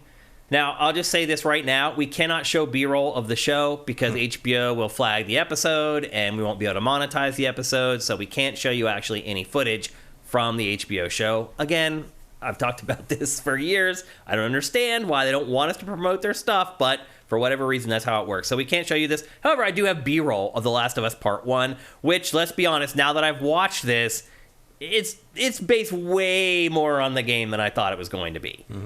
Like, there's actually, in that first episode, some shot-for-shot scenes ripped straight from the game. Like the scene where Joel wakes up on the couch and Ellie's sitting in the chair by the window after they've met up and they've kind of went through the first little chunk of their adventure together, shot for shot from the actual video game. And so having read reviews, it seemed like everybody who got to check it out early was trying to warn fans of the game, like, don't go in thinking that this is going to be like the game. So I was shocked at how much it was, in fact, like the game. Like, I felt like that first episode really was like starting the game. Now it's expanded, and there's stuff in the show that they didn't show in the game, and like there's more there. There's more meat on the bone. There's stuff that's been condensed in places. Like the hunt for Robert is very abbreviated because in the game that is basically a how you use the controls tutorial, and you do not need that in a TV show. Which is good because that is, narratively that is kind of a wasted stretch. It's a gameplay important section. It's not important to the story. So they condensed that down, and that was very good. I also didn't realize until I read a thing yesterday, I didn't realize that Marlene is played by her voice actress. Like that Merle Dandridge actually aged up into the character over the course of the last 10 years, basically, which she says in the behind-the-scenes thing at the end of the episode. But that's pretty cool. It's always neat when the voice actor gets to play the actual character for real. It doesn't happen as often as it probably should, to be honest. Katie Sackhoff as Bo-Katan in The Mandalorian. That's one of the only examples. There's rumors that Lars Mikkelsen will play Thrawn in the Ahsoka show, and he voiced him on Rebels. Well, I mean, he's a great actor anyway, so. And he looks exactly like Admiral Thrawn. So, but it's it's very good. You can tell that Pedro Pascal and what's her name? The girl that plays Ellie? Bonnie. I don't know what her real name is. I'll just be honest with you. I do not like her. Like, they definitely... Not personally, but as an actress or an actor, there's something about her. I didn't like her. She was in Game of Thrones. And I didn't like her in Game of Thrones, and I don't particularly like her in this. But I can hear that they've studied the characters' voices. Like, there's a couple things where she yells where it sounds exactly like Ellie. And there's a cadence thing that Pascal's doing that sounds exactly like Joel. I think he was great casting. They really nailed Joel, man. I think he's the perfect person to play that role. The other thing I like too about the show is I feel like the show is filling in blanks for me from playing the games. Like, I feel like I know more now, or maybe I better understand the virus or the outbreak and how it happened and where it came from. Like, I didn't know that, like, it was in the flour, in the wheat. And so anyone who was eating, like, if you notice in the show, the old woman they're feeding the bread to, that's why she was one of the first people to turn, because that's what happened. The virus or the fungus overtook the wheat, and so eating bread, eating cake, that's how everybody got. I did not know that from playing the games. Did you know that? That was never established in the game.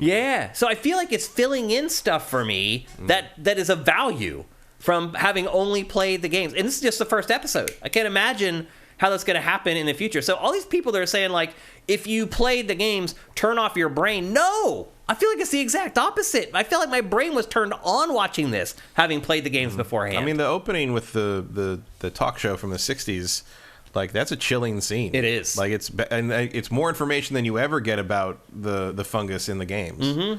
And I think they changed it so it's not spores anymore. It's tendrils, and so the way the tendrils work is they come out of the zombies' mouths. It's so disturbing. And when they're like over the victims, they're not like eating them; they're infecting them. Yes. And they look up, and these people just have these fungus. It's horrifying. The first shot of the grandma when she goes into the house and she's in that first shot of her mouth with the stuff cut, it literally turned my stomach. It's very effective. It's and I have an ironclad stomach for stuff like that, and it just was creepy. It's an improvement. I think it was a good move. Yeah, I feel like they've improved on the game in a bunch of ways already. Yeah, and now we're in the race to see whether Season 3 or Last of Us 3 comes out first. We'll see. I do think that it seems like this first season is going to cover the first game. The word is that episodes 3 and 7 are the bangers. Okay. I'm guessing 3 is Billstown, and 7 is probably the David stuff. Yeah. It's hard to tell how the pacing is going to work, though, because the first episode was probably the first 2 or 3 hours of the game. Yeah. So they crunched 3 hours down into 1 hour. Well, as I understand it, they start, especially I think the next episode I think does deal with some stuff that is not related to Joel and Ellie. That is sort of about, involves characters that we only hear about through letters. Okay. In the main game. So I think the one thing that is definitely noticeable is the scope of the story is broader. Like, the game is very, very much Joel's point of view, and the show is not. The show is more omniscient. Like, the fact that you see Ellie earlier, like in the game, you don't see Ellie until Marlene pulls her out and is like, "You're taking this kid to the wherever." And in this, like you see, Ellie interacting with the Fireflies and meeting Marlene, and kind of like these are. The two of them are built as characters separate from each other, so when you put them together, it's more of the narrative works better from a non-interactive medium. Same with Sarah at the beginning. Like, they work much harder to make Sarah someone you care about and identify with, because you do not have the shorthand of the video game where you play as her. And playing as a character is one of the fastest ways to develop empathy for them. One thing I realized watching the first episode of this show is that I personally, and I don't know if everyone is this way, but personally, I absorb way more like story information watching a show than playing a game. Well, yeah, because a show knows where it's pointing its camera, and you get distracted playing games. I've already absorbed so many little tidbits about this world from that first episode of the show than I ever did playing the games for like 30 hours. Yeah, because non-interactive is much better at directing. It's interesting. Attention. Yeah, well, it's directing your. This show, I think, will be, if one cared to do it, would make for a master class, like college course in how to adapt material from one medium to another. And it probably helps that you have the creator and writer of the game as a co-EP. You're not going to end up with a George R.R. Martin situation here. Yep. And obviously the other EP is the guy who made Chernobyl. You're dealing with talent and skill on a level that you rarely see put together here. Yep. Yeah, so it's very, very good. It's really good. Way better than I kind of, I certainly have versions in my head of how things would have turned out differently under different arrangements and different production people. And I mean, we've already seen the Uncharted movie, so we know how bad that can get. Yeah. I'm curious. I'm curious. I'm looking forward to everybody's cameos. Ashley and Troy, and I think the guy who played Tommy as a cameo. Does he? I think so. I don't think Nolan North is in it, but he got his Uncharted cameo. Yeah, he sure did. Yeah. I watched that movie on the flight. Yeah. It wasn't as bad as I thought it was going to be, though. It was great. It was mindless. It was fine. I managed to watch it to the end. Like, it was just so weird that one of the big quote unquote payoffs was near the end when he finally puts he finally puts the gun the holster on, and you're like, oh, he's become the Nathan Drake Raider kind of. It's like, guys, come on. Do you have any criticisms of the first episode or the show in general? Not really. I think it's a little slow. I agree. There was actually, I think I fast forwarded through a little bit of the show. I never do that, but I could see where someone would. Yeah. I'm curious why they move the time frame. Because it starts in 2003. The outbreak happens in 2003, and the bulk of the story takes place in 2023. Whereas in the game, The outbreak is in 2013 and takes place in 2033. Yeah, this takes place in present day, 2023. And you might think that there's not a whole lot of difference there, and there is in terms of like kind of nitty gritty stuff, in terms of like overall stuff. But one of the key emotional beats in Last of Us is Joel showing Ellie that Pearl Jam song, and that Pearl Jam song doesn't exist in the world of the TV show because that came out in 2013. So I'm very curious what the song will be. Well, then they played a Depeche Mode song, right? From well, that's the thing. It's like I guess from like 1990. Joel's an '80s baby, apparently. In the games, Joel is either my age or a year younger than me. Yeah, and now he was born in 1967. Right. So that moves that a little bit. Yeah, it does. Yeah. So maybe, and they did have the little bit where Ellie's like, it's like wants to find out what the '80s code means to him on the radio thing he has with Tommy. Yeah. That was also one of the changes that I thought was good. Is it gave Joel a better motivation for wanting to get out of Boston. Yeah. Because he wants to go find out if Tommy's okay. Yeah. That all of that kind of comes together better. Because you don't need that. I mean, I don't think that's a change so much as like, oh, this would be a better way to do Joel than we did in the game. It's just that in a game, you have a natural inclination to want to move forward. Yeah. And in a story like this that's not interactive, you need the character to have a reason to go out of relative safety, where he's kind of a big deal. Mm-hmm. Like he can skip the line and go. You see that Joel and Tess are important people in the kind of underground of Boston here. It also seems to me like the Fedra is way better equipped. Agreed. In the show. I also thought the Fireflies in the show were kind of corny and cheesy. A little bit. They were better in the game, I thought, than they were in the show. Well, I think that whole organization seems like haphazard. I think that'll change. Yeah. I think you'll see that. I think it was because you don't see too many of them early on in the game, and the game kind of like makes them out to be like really dangerous terrorists. Right. And then like over the course of the game, you realize that they're just sort of like people trying to help humanity. Yeah.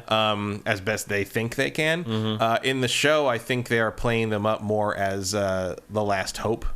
And you want them to be a little scrappier, and like that scene where she's telling people to follow orders is like, yeah, these are like the rebels in Star Wars. They're just a ragtag group of people that they're not trained really. They're not military. They're not like disciplined. They just believe in something. Yeah. And that is going to also, I think, come into play further on down the road when we all know how the game ends. Mm-hmm. That's going to make that it is a little bit of a shame knowing where all this goes. But it's going to be interesting to see how they get there and how they get there. The journey is going to be important. Congrim 1 says, I thought it was darker. What did you think of the body burning? I agree. Yeah. Also, like the first time like Joel beats that guy, watching that in the show versus watching something like that in a video game, huge difference. Mm-hmm. I was like, oh my God, he's losing his shit. Like, stop beating that guy's face. But in the game, you're just like, whatever. There are definitely changes. It's interesting to have the dichotomy. When that happens and you see Ellie's reaction, and she likes it. Right. She's in the show, she likes it. She thinks it's kind of cool that he defended her like that. Right. And, like, especially contrasted with Sarah, who did not. Right. Sarah freaked out. Because, I mean, Sarah grew up in a very different world. Yeah. Obviously. But, like, that's the first turn. They don't like each other when they meet each other in the show. And he throws her against the wall or whatever. Mm-hmm. Yeah, they get in that little scuffle. But I love it. I can't wait for next week's episode. I'll say this, like, none of my friends who aren't big gamers are talking about it. Some people that aren't gamers that watched it and liked it, but like part of I did notice that some people were like, "Oh, I've seen so many dark, grim things recently that it's hard to watch." But like a couple people I know who aren't gamers are watching it just so like they're like one of my friends is like, I watched it so I would know what you people were talking about for the next 9 weeks. That's funny. Because they are in nerd circles one way or the other. Yeah. Kevin Ruffin says it would have been fun to see the show without having played the game. I guess. Yeah.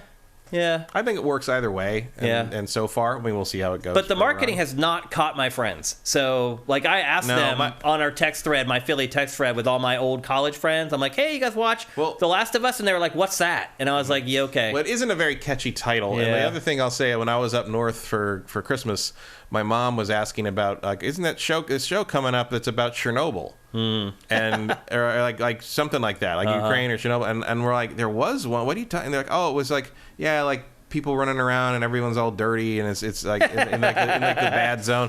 And we're trying to figure out what she's talking about. And I'm like, were there's not? No, she's like, no, it wasn't like zombies or anything. It was just like it was like a post-apocalyptic thing, like after an accident or something.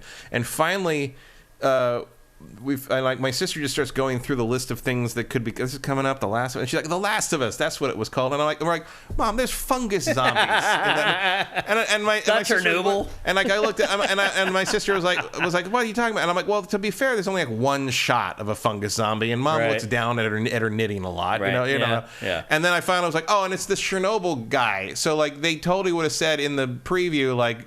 From the people who brought you Chernobyl, and that's where she got They did say that, actually. thing from. They did in the promo. So she did watch it. Yeah, yeah. So she I don't know what she thought yet. My mom would never watch this. Oh, my mom. I gave my mom the full set of Preacher comic books one year for Christmas, and she loves this. I mean, she reads the most violent, weird shit. That's where I got it from. Micekey says, I bounced off the first game 3 times, but I'm going to try and get through the show, so I would experience the story for the first time. Okay. It's probably the best way to experience the story. I hate to admit it. But it probably is. It's going to be a real interesting first part of the year for video game adaptation. Yeah. Between this and the Mario movie, like you're going to hit a point where it's like you have no excuse for making this mediocre shit anymore. I don't think they're going to keep making mediocre shit anymore. I don't think you can. I think gaming TV shows and movies are going to be like. I think even the next thing. Mortal Kombat's going to have to step it up. Yeah, well, the last one wasn't terrible though. It wasn't terrible, but it was again like.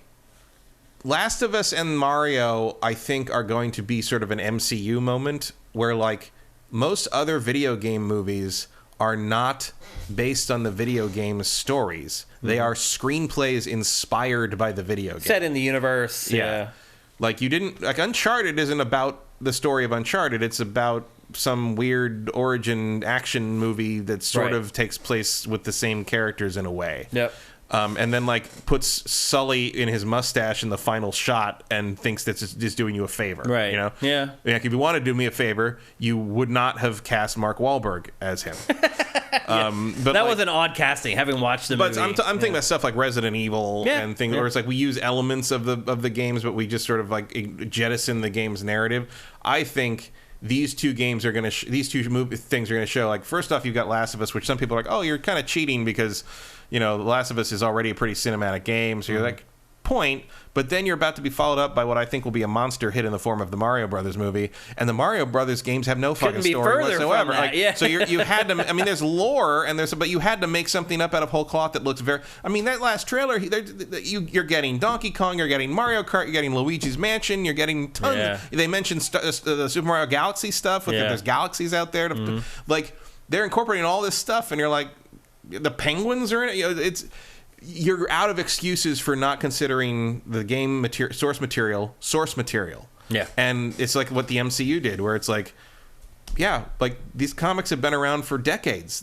We don't need to change this because they're already successful. We just need to make them into movies that are worth watching. And I think you are going to finally have that renaissance with games to some degree. Not every game is going to be able to make the jump. Like I'm not Tetris, right? Like, well, Gran Turismo. They have the Gran Turismo movie's coming out in August. I know.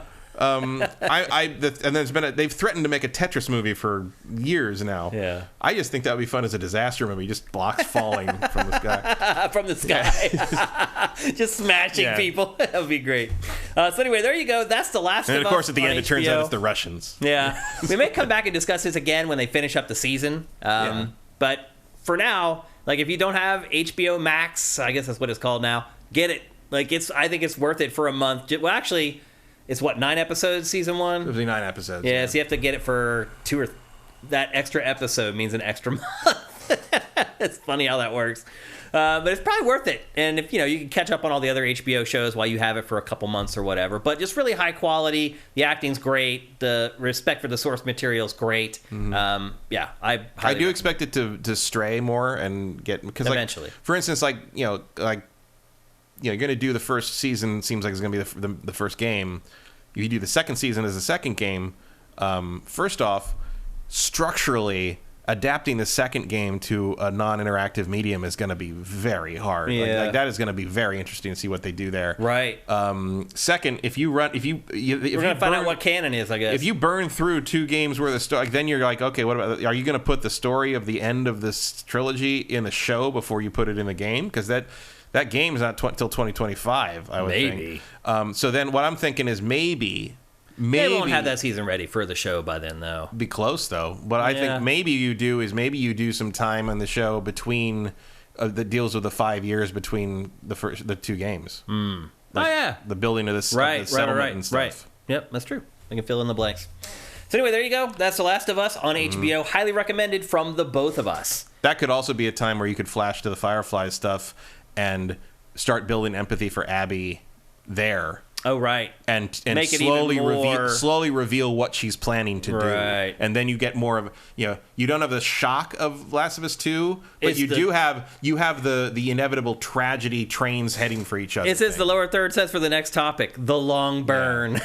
Yeah. No, especially for people who played the games knowing the inevitable, what's to come. Yeah, that's another form of that goes in with like when I would ask like younger kids, like my friends' kids who grew up watching the prequels, where I'm like, when I tell them like when I was a kid in Empire Strikes Back, where he tells Luke that he's his father, that was a huge surprise. Everyone's like, oh my god, it's like the first real spoiler. Oh yeah, we spent the 3 years between Empire and Jedi wondering if he was lying to him or is he telling him, how would that happen? And I said because they'd seen the prequels first, like they already knew that, and I was like, changes everything. Like, did that ruin that for you? Did you think it was stupid that was a big moment in Empire? And I remember my friend's son said, no, I was really afraid that Anakin was going to kill his kid. Kill his son. Right. Interesting. And I spent the whole time... changes the whole... He's like, I spent the whole time wondering why he wouldn't tell him or why he wouldn't talk to him.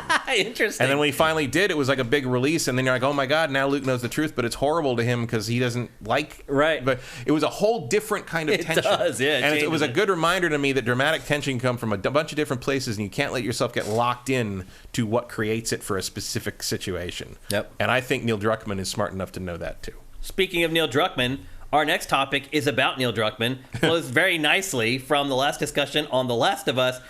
And that Neil Druckmann, does he need the extra N at the end of the name? I don't think so. Anyway, Neil this week basically shared, I believe, his truth about Naughty Dog and why Naughty Dog makes great games, but also Naughty Dog has a pretty terrible reputation for crunching its employees and for really rough development schedules in a lot of cases. And what he said is that he believes that they have made the mistake of announcing their games way too early. He mentioned both Last of Us 2 for sure. The Last of Us 2 and Uncharted 4. Both games were announced probably way too early. And then when they ended up having to delay the games, fans got really angry, which put pressure on the studio, which means that then instead of the studio saying, okay, well, realistically, we can get this done by this date, they were trying to find dates that were not realistic and were way earlier than they should have been. And then in the case of The Last of Us Part 2, they had to delay it again. Which brings up the topic, how early is too early to reveal a game? And look, there are some publishers that are or developers even, that are all over the map. So look at Bethesda. Fallout 4. Announce it at E3, it comes out 3 months later. But Elder Scrolls 6.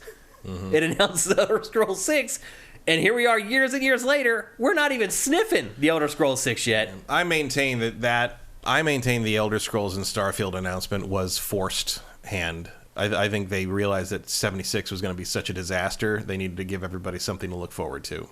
And that would also explain why the Bethesda people were not super happy at some of the gatherings at E3 that year when you'd be like, oh, congrats on the announcement. They're like, Yeah. They knew it was coming. Yep. They knew it was going to be forever before these things were done. And we should credit the publication where this information is coming from. This information came from an interview with Comic Book. I didn't know that was a publication. Sure.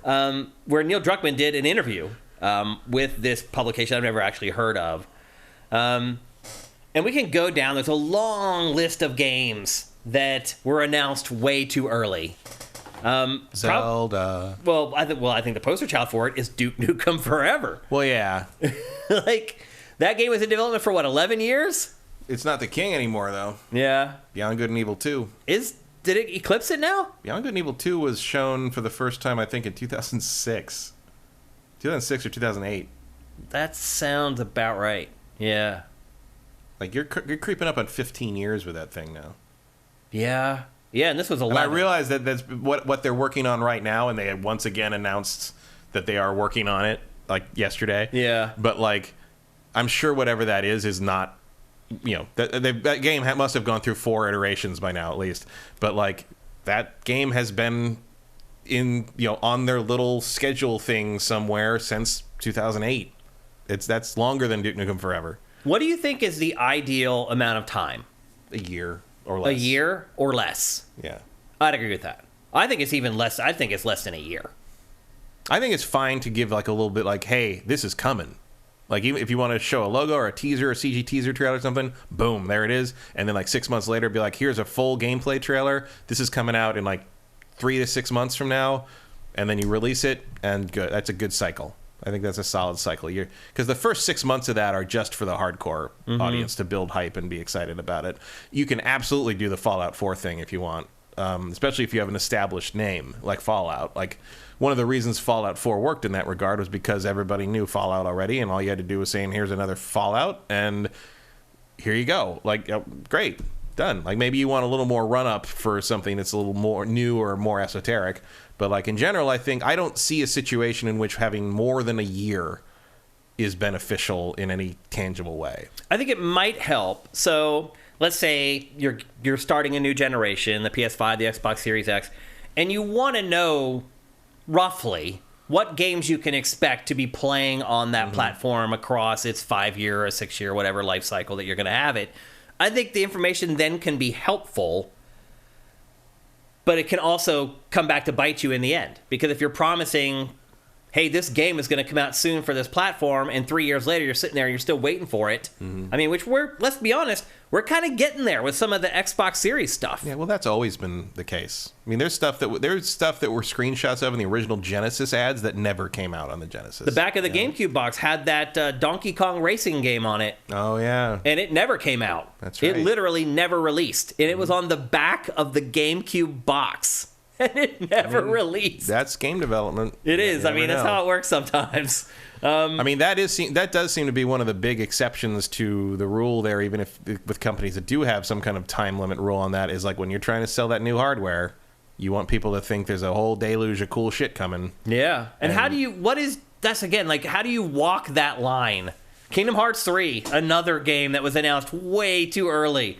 Because there's this other element of it of, okay, we know it's coming. Like, we knew they were going to make a Kingdom Hearts 3. So does it really hurt you all that much when they announce it and they tell you it's there and then you wait 10 years for the game? In some cases, clearly not. I mean, Kingdom Hearts was bulletproof, pretty much. Yeah. And they did make other games. Like, part of the problem with Kingdom Hearts was that Kingdom Hearts 2 teases the next game at the end of its runtime. It was a horrible cliffhanger. Yeah. But it turns out, of course, that they kind of continue that with the other games that the little offshoots, little handheld things. Yeah. And now we're waiting for Kingdom Hearts 4.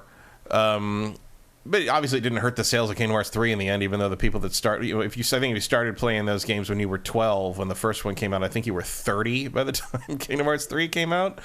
It's and it became kind of part of the brand a little bit. Like, part of the Kingdom Hearts brand now is they take forever and we wait forever, and people died before they got to play the third one. It's a running. And then you play the third one, and you're like, I hope that God someone wasn't laying on their deathbed being like, I can't die, I need to play Kingdom Hearts 3. Yeah. And then you're like, that Toy Story section killed him. Finally, that was the end. Erebus Jones says, if a small vocal subset of gamers were less whiny bitches, wouldn't all of this be moot?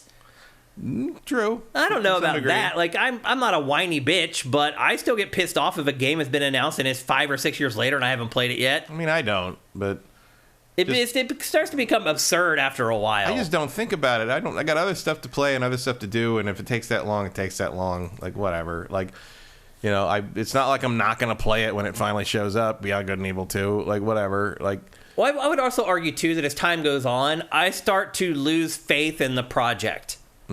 Like this game, for example, The Last Guardian. Like, by the time this game came out, my expectations for it had been changed like 6 different times. I was still excited for it, but not as excited as I would have been if it had come out in 3 years after it had been announced. Yeah, that just doesn't really impact me. My expectations for this game were that it was the follow-up to my favorite game of all time, right? And it fell a little short. Yeah. And whether it came out, in 2 years or 10 years, it was going to fall a little short because I don't think the concept of this game was quite. It wasn't strong enough to carry a game. No, I didn't. That's what it ultimately came down to. I mean, Trico is cute enough to carry a game, and he almost does. But I ended up not. I didn't finish this one. I did because I thought the performance was just too bad. I was too choppy and too weird, and I hated the camera, and that was the end of it. Yeah, there were some issues. I thought about going back and trying it again, but I heard that it doesn't even really run that much better now. So, nice try. Yeah, But, I mean, I'm surprised they released a game, honestly. My issues with this game have almost nothing to do with how long it took to make it. My expectations for it were way too high when I first saw the game, and then slowly over the 8 or 10 year development period, like, it just dwindled to the point where my expectations were almost at zero by the time it came out. And still, I would argue that I was not pleasantly surprised by the game when it came out. And at least this game wasn't asking for more money. Yep. During the, I mean, look, the stuff that bothers me is stuff like Star Citizen, where they keep asking you for money. It's been 11 years, and they're still asking for more money. Cinetyke also brings up another good point. Some of these early announcements feel like they're done to appease investors rather than be realistic in the development process. That's absolutely true. I mean, I think that was part of the Starfield Elder Scrolls 6 announcement. Yeah, I think it becomes less important as the industry consolidates, and a lot of these studios are bought or whatever, consumed or absorbed by these big conglomerates. But for the most part, yeah. Like, if you're a Bethesda, or if you're, if you are publicly held company, it mattered. Like, what your lineup, Ubisoft, it matters what Ubisoft says and does. If it doesn't have, like, a good quarter coming up, its stock goes down. Like, so there is an impact on that stuff, and it does, I believe, I agree with him. I think it does affect whether they announce this stuff early or not. And we're going to talk about Ubisoft in a second. It's a disaster right now, but... But to some of these smaller publishers that are publicly held, getting people hyped about your stuff that's coming out 2 years from now, 3 years from now, makes a difference in your stock price. So that's part of it. Bethesda obviously was always private, so you never could own Bethesda stock, so to speak. But a lot of these publishers, they are publicly held, and it affects it. Like, whether, it hurt Take-Two's stock when we found out that GTA 6 was still 5 years away or whatever, when those leaks happened. Like, its stock went down. So there is some truth to that.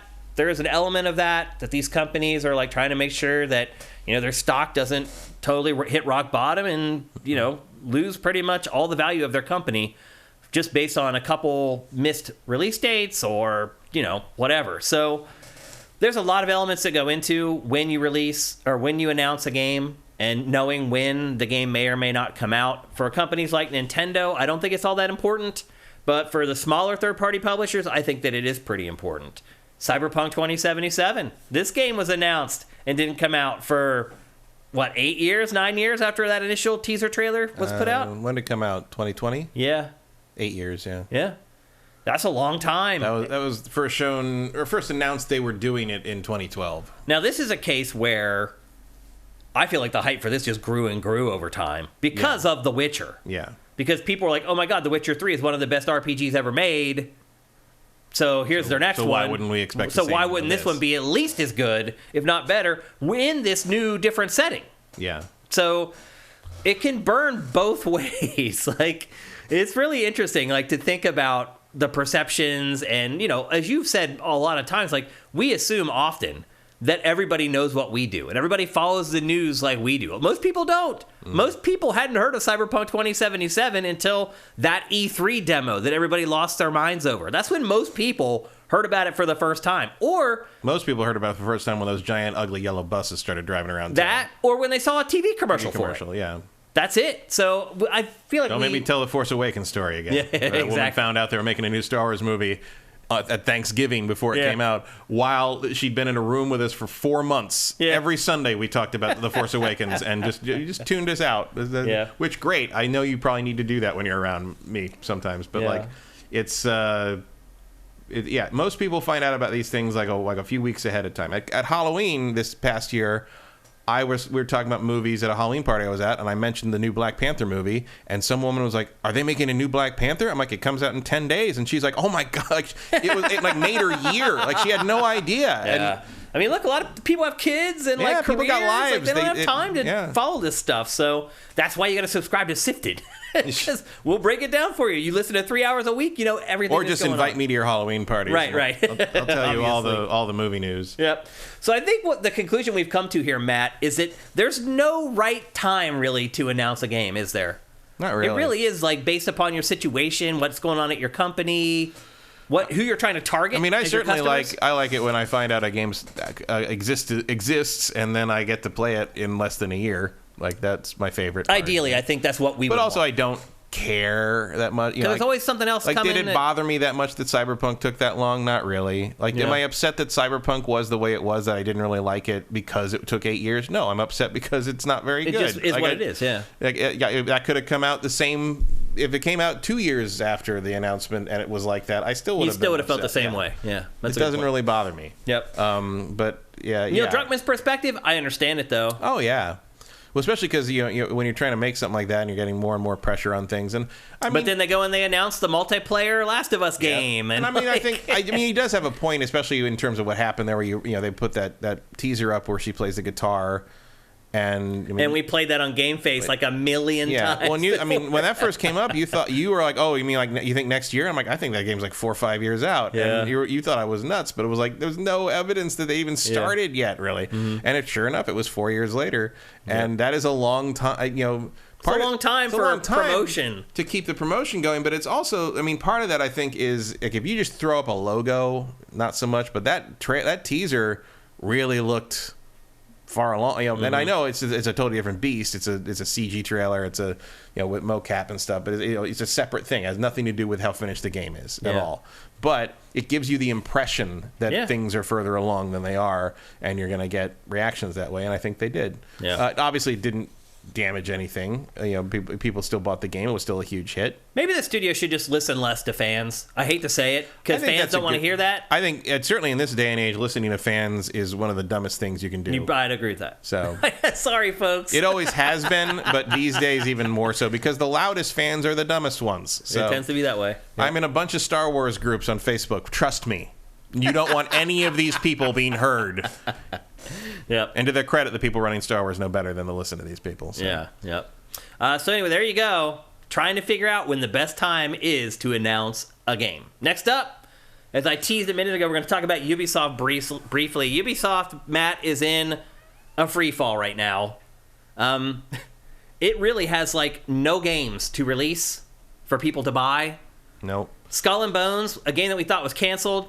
Ubisoft, its release calendar is terrible. Suddenly it comes back out of nowhere. And now here we are again, Matt, going down the same trail with Skull. It's delayed again. Speaking of like Perfect Dark, was like you should know what this game is. Yeah. Like all you needed to do was take the assassination stuff out of Black Flag. And here you go. Here you go. Here you go. So this game is now delayed until either the end of this year or early 2024. Ubisoft is doing so horribly financially. Both its big games for last holiday tanked, which I was surprised to hear, actually, is that Mario plus Rabbids Sparks of Hope completely bombed. I went back and looked at the sales for the first one. 7.5 million sold, best-selling third-party game on Switch. It probably still holds the record. And this game tanked. Why do you think? I mean, I didn't see any like promotion for it, really. I saw commercials for it. I didn't see much. I did. And nobody really talked about it. Yeah, just like it just didn't came penetrate. and went, and like there was no lexicon around it. Like we talked about it, and we really liked it. Yeah, because there was other stuff. It's just weird to have the first game do so well on a much smaller installed base. Smaller installed base, but also a smaller library. Yeah, like so there wasn't much choice. else. There wasn't much else to play at the time. There wasn't. You're right. There wasn't as much choice back then. You had to choose between a handful of third-party games, but still, that's a huge decline from the first game, and that hurt Ubisoft. Just Dance 2023 underperformed. How is that? How would they even expect that to still perform at this point? Well, usually that game's pretty bulletproof, and it just ran its course. The crappy part I was even thinking about a couple of days ago with somebody about how relatively recently it was that like we would all get together and play Plastic Instruments together, and how that just disappeared. Like I don't know if I've ever seen like a fad craze thing like burn out so thoroughly and so fast as the Guitar Hero Rock Band. The music thing. and rhythm, like it just Rock Band went away. It really did. Like overnight, people were just like, "I don't feel cool doing this anymore." Yeah. It seemed like that was like what happened. And it was like it was so fast. It was like it was almost like, because I remember like the difference between like a late preview we did and the review we did of DJ Hero, where I'm like, between the preview and the review, it felt like it all came apart. That was the final nail in the coffin, DJ Hero. Yep. I still have like a brand new one, boxed, unopened, and nobody cares. It's worth like $4. Yeah, I don't think I have that anymore. I still have like the whole setup. You're right though, that's when it died. And Just Dance, to their credit, you're right. They did make it relevant way after the other music and rhythm stuff died. But now it appears that even that franchise is dead. The worst part about this, Matt, is this horrible performance financially has convinced Ubisoft to cancel 3 unannounced games. All of which we don't know. It may be this one. In addition to the 4 they canceled from last year. One of them may be this one, the reboot of Splinter Cell, which hasn't technically really been announced yet. Yeah, that's true. So that's fine. Yeah. I'm okay with that. But who knows what the other games were? Yeah, who knows? Could have been anything. But it's somehow not Beyond. I was so sure Beyond Good and Evil 2 would be in that round of cancellation, and for some reason it is not. Because they've worked too much on it. I guess so. I mean, look, they're still going to. There's got to be a sunk cost. They're going to keep working on Skull and Bones. Yeah. I mean, if they're going to keep working on that, they're definitely going to keep working on Beyond Good and Evil 2. Their goal is to cut $200 million in spending by cutting these 3 projects. Oh, if only you just made Wildlands again. Yeah. And like if it ain't though. The one time Ubisoft needed to just follow their if it ain't broke, don't fix it philosophy, and they didn't, and we ended up with Breakpoint. Yeah. Erebus Jones says Mario Rabbids was pretty much the only Switch game that ever got super heavy discounts. I'm not buying 2 for €50. If there's a chance it'll be €20 a year later. I can understand that perspective. Yeah. I don't know how many other people knew that much information to keep them from buying it. I don't think the casuals know that that's what happened. No, but he is right that the first one did drop in price surprisingly, and it felt like a deal because it had Mario characters in it, and you're like, oh, Nintendo games are never cheap. It was not a Nintendo game; it's a Ubisoft game. You know? Yeah. So that's an interesting point. I don't know how many people are aware of that, but yeah, that could have been a factor. I don't think it was enough of a factor to tank it the way it did. But so we were covering rumors about Ubisoft being purchased or sold or whatever. That pretty much all went away because Tencent now owns almost half of all the Guillemot holdings, which basically owns the largest stake in Ubisoft. So it's not going to be sold. It's not going anywhere. And also Tencent is going to help Ubisoft with mobile because Ubisoft's pretty much crapped the bed on mobile. It's done just like with, games as a service. It's really struggled to get its head around that stuff. And I guess my next question is what about the Prince of Persia remake? Oh, that's long gone. You think that's killed, dead? I thought it was already dead. I don't think so. I think they said it was delayed. I want to say that they said that was dead at that last time when they canceled more stuff like last June or whatever. I thought they just said it was delayed. In my head, that is dead. Yeah. In my head, I feel like I knew that was dead. What do you think is going to happen with this game, Beyond Good and Evil 2? You think it's safe to say at this point it's going to come out? I mean, maybe if they're still announcing that they're working on it even after all this, and then they made a point this week of saying this is still being worked on and we are going to bring it to you. Probably. Yeah. I mean, I guess I hope so. I mean, I don't know what this thing's going to turn out to be. Who knows? But if they can, I guess like you said, if you can get Skull and Bones out after all this, you might as well get this out. Yeah. What's going to happen to Ubi, Matt? I don't know. It's hard to watch this There happening. was a time when I would have said that they'd just be probably bought by somebody, but if the Tencent's keeping them afloat, I don't know. Maybe they end up getting relegated to a mobile company. I can't think of a publisher in my career that has fallen this far. It's astounding. Like they seem bulletproof. They were like they had their formula. They were People the 800-pound kept gobbling gorilla. up their games year after year. We have Assassin's Creed coming this year finally. Again, that should help if it gets done in time. Yeah. Who knows? Ubisoft has become one of the most notorious studios for delays. More about that Assassin's Creed, the infinite, the portal thing. No, that's right. Yeah. Who knows? Is that going to happen? I don't know. They were very vague about it in that presentation. Yeah, they were absolutely. And you got the Jade thing and the little spin-offs of Assassin's Creed. Yep. The witchcraft one and those 3 kind of smaller offshoots of Assassin's Creed that they're doing. Ubisoft is just a mess. As the lower third says, you be illin'. It is illin' right now. And I don't know what the answer is. That's the thing about being a video game publisher. there's not a quick fix. Now, you could maybe have a game like Among Us or something that just becomes this sensation that could maybe immediately change your fortunes.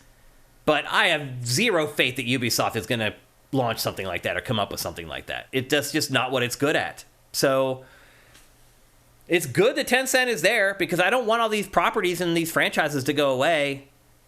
And, really, ironically, Ubisoft would be ripe for the purchase now if PlayStation would be interested or whatever. But Tencent stepped in and basically put the kibosh on all that stuff. So I feel like we're just going to have to get used to this new Ubisoft that just kind of limps along and just puts out 1 or 2 big games a year, maybe, and that's it. I mean, I'm glad I'm not a stockholder. I'll put it to you that way, because I don't see the company recovering back to its old status anytime soon. No, so they have to claw their way back up, and they're going to need another couple of. They're going to need another like Assassin's Creed level miracle. Yep.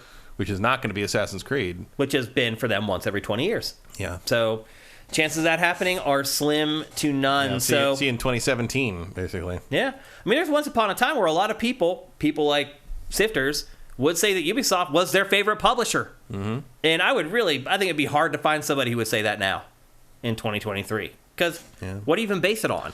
They were definitely like one of the most reliable. Yeah. It was like, I always knew I was going to get an Assassin's Creed game. And it was going to be good. It's going to be a Far Cry game. Yeah. It was going to be something to do, even if the formula was a little stale, they were dependable. Well, the last Far Cry tanked too. Yep. So a lot of Ubisoft's cash cows have jumped the fence and left the pasture. It took years, but it took a long time, because I'm sure people were saying the Far Cry formula was old around 4, and the Assassin's Creed formula was old long before that. But it took a long time for the mainstream audience to sort of catch up in how tired they were of it. But it happened. It did. So Ubisoft, oh how the mighty have fallen, and I don't see it getting better anytime soon. Still playing a stupid Viking game.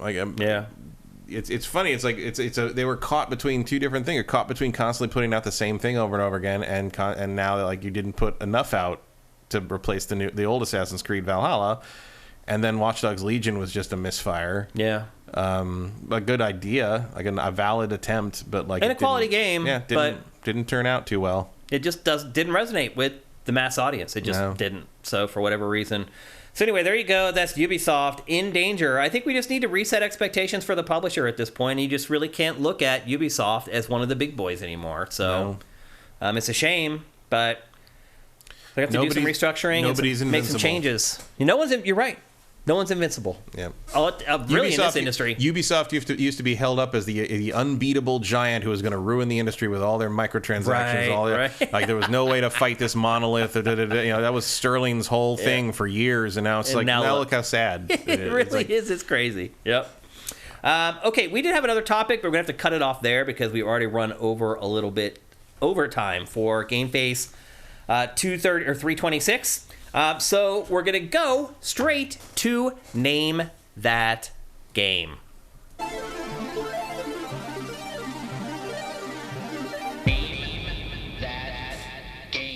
All right, so as I said last week, everybody is back in the pool, except for the person who won last week. So if you won last year and you were excluded from Name That Game, you can jump in and play. For those of you who've never played Name That Game before, I show you a series of screenshots. You just try to guess what the game is. It's pretty simple. A couple rules. Well, not really rules, but a couple things to note. The chat gets put on slow mode, which means you can only guess once every 60 seconds. So don't think that you can just start spamming the chat with a bunch of game titles and hoping that you guess it right. Make sure that you make your guesses count. The objective is to beat Matt. If you guessed a game before Matt, you win a free video game. And I think that's pretty much it. It's very simple. 5 screenshots. They become more obvious as they go. They're kind of, last week you guys guessed it on the first screenshot, which is pretty impressive. But we'll see how you guys fare. The first of us. Yeah, the first of us. That's right. We'll see how you guys fare this week. So, with that, here is the first image. Quest 64, no. That's a good one, Eviloni 5. If any of you guess it from this one, I will be really impressed. Whatever it is, it has a lot of chromatic aberration. Yep. Death Stranding, no. Days Gone, no. 50 Cent, no. A lot of people guessing Death Stranding, no. Ghost of Tsushima, no. Metal Gear Solid 5, no. Metal Gear Solid 3, no. Skyrim, no. Far Cry 1, no. Dark Souls 2, no. Uncharted, no. Elder Scrolls 4, no. A lot of Death Stranding. Crysis 3, no. A lot of Ghost of Tsushima, too. Last Remnant, no. Days, no. Metal Gear Rising, no. Assassin's Creed, no. That's a lot of guesses, folks. MGS 3, no. Mavis Beacon teaches typing. As it turns out, Mavis Beacon is not really a person. No, she's not real. Metal Gear Solid 3, no. PUBG, no. Fallout 3, no. Battlefield Vietnam, no. Control, no. Okay, we're going on to the second image, because those were all just guesses. Yeah. And here we go. More roads. Good. You guys got it on the first one last week. I was going to make sure that didn't happen this time. Rise of the Robots, no. Elden Ring, no. See, everyone used their guesses already. Just Cause, no. Far Cry 2, no. Demon Souls Remake, no. Twilight Princess, no. Wolfenstein 2009, no. Ark Survival Evolved, no. But that's a good guess since we talked about it earlier. Modern Warfare, no. Tron 2.0, no. Where in Tron 2.0 would this be? I don't know. Resident Evil 5, no. Haze, no. MGS 4, no. Order 1886, no. Splinter Cell Double That's Agent, no. This does feel like last gen. Peace Walker, no. People already guessed MGS 5, Sleeping Turtle. Crysis 2, no. Singularity, no. Man, so many guesses, and you guys haven't got it right. Singularity is a good one. Breath of the Wild, no. Yeah, famous Breath of the Wild with tire tracks. Yeah. Okay, here comes image number 3. We're going to make it at least to the third image this time. And here we go. Come on, you guys can get it from this one. I know you can. Shrimp. Metro Exodus, no. That looks like Mafia 3. Shadow of the Colossus, no. Yeah. Fish and shrimp docks, yeah. Mafia 3, no. Max Payne 3, no. Stalker, no. That's a good one. Alan Wake. We have a winner! There it is. Good job. From Torion Till. That was weird. Alan Wake was one of the things in the Guess the Game this week, too. Oh, it was? Yeah. JJ Forcebreaker also guessed Alan Wake, but you were too late. So did Jerry Boulay. Yep, it is Alan Wake. And here is the fourth image. I figured that would have given it away. I don't know. No? Not to me. Because those were all the iconic screenshots were of this like blue with stuff flying through the air. Alan Wake didn't never stick in my head resonated too with much. you. And then here is the final one, which I think would have given it away, but maybe not. That's his flashlight shining across the scene there. Yeah, but I figured that location because it's like one of the first places you go in the game. I wouldn't have gotten those. Wow. Well, good job, whoever guessed Control. Yeah, they picked up on some of the stuff. Something was there. Yep, absolutely. Yeah, so great job. 3 people guessed it, but 1 person got it first, and that's Torion Till. Once again, here's another round of applause. Congratulations for winning.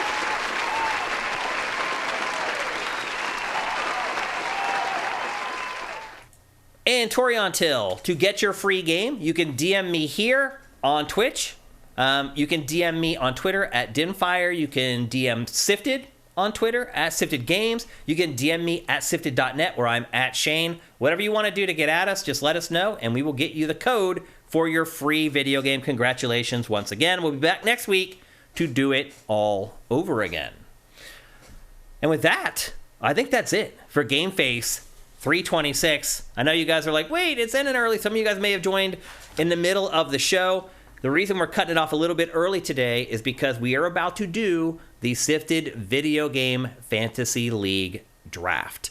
Before we do, I would like you to consider our sponsor, LS Cream, the best liquor on the damn planet. It is basically Bailey's, but better. I brought this to parties over the holidays. People loved it. It is manufactured by a sifter and a gamer. If you want to check it out, if you want to buy it, head to lscream.com. And there is a store locator there. You can also just go to like Bevmo, and you can buy it on all the popular beverage websites as well. It is great stuff. If you're going to drink, you might as well support a fellow sifter. You might as well support one of your fellow gamers. Check it out at lscream.com. What do you think, Matt? So did he got the LS Cream address now? Because for a while it was creamls.com. Yeah, I think it's lscream.com. So you finally wrestled that URL away. Yeah, it's good. I still don't have sifted.com after all this time. It's funny, they still haven't lowered the price after all these years. The person who has been squatting on that URL still wants an insane amount of money for it because they know that there's a website out there that's using it and that someday we may come crawling back. That's not going to happen. So anyway, that's GameFace 326. We'll be back here next Tuesday at twitch.tv/siftedgames at 1 p.m. Pacific, 4 p.m. Eastern, like we always are. We'll be talking more games next week. Don't forget, right after this, we're going to do our Sifted Video Game Fantasy League draft. The show's just going to go down for maybe 3 or 4 minutes. Got to get everything set up in the TriCaster, and then we'll be right back to do our draft. So thanks, everybody, for watching GameFace. We'll see you next week. GameFace is up and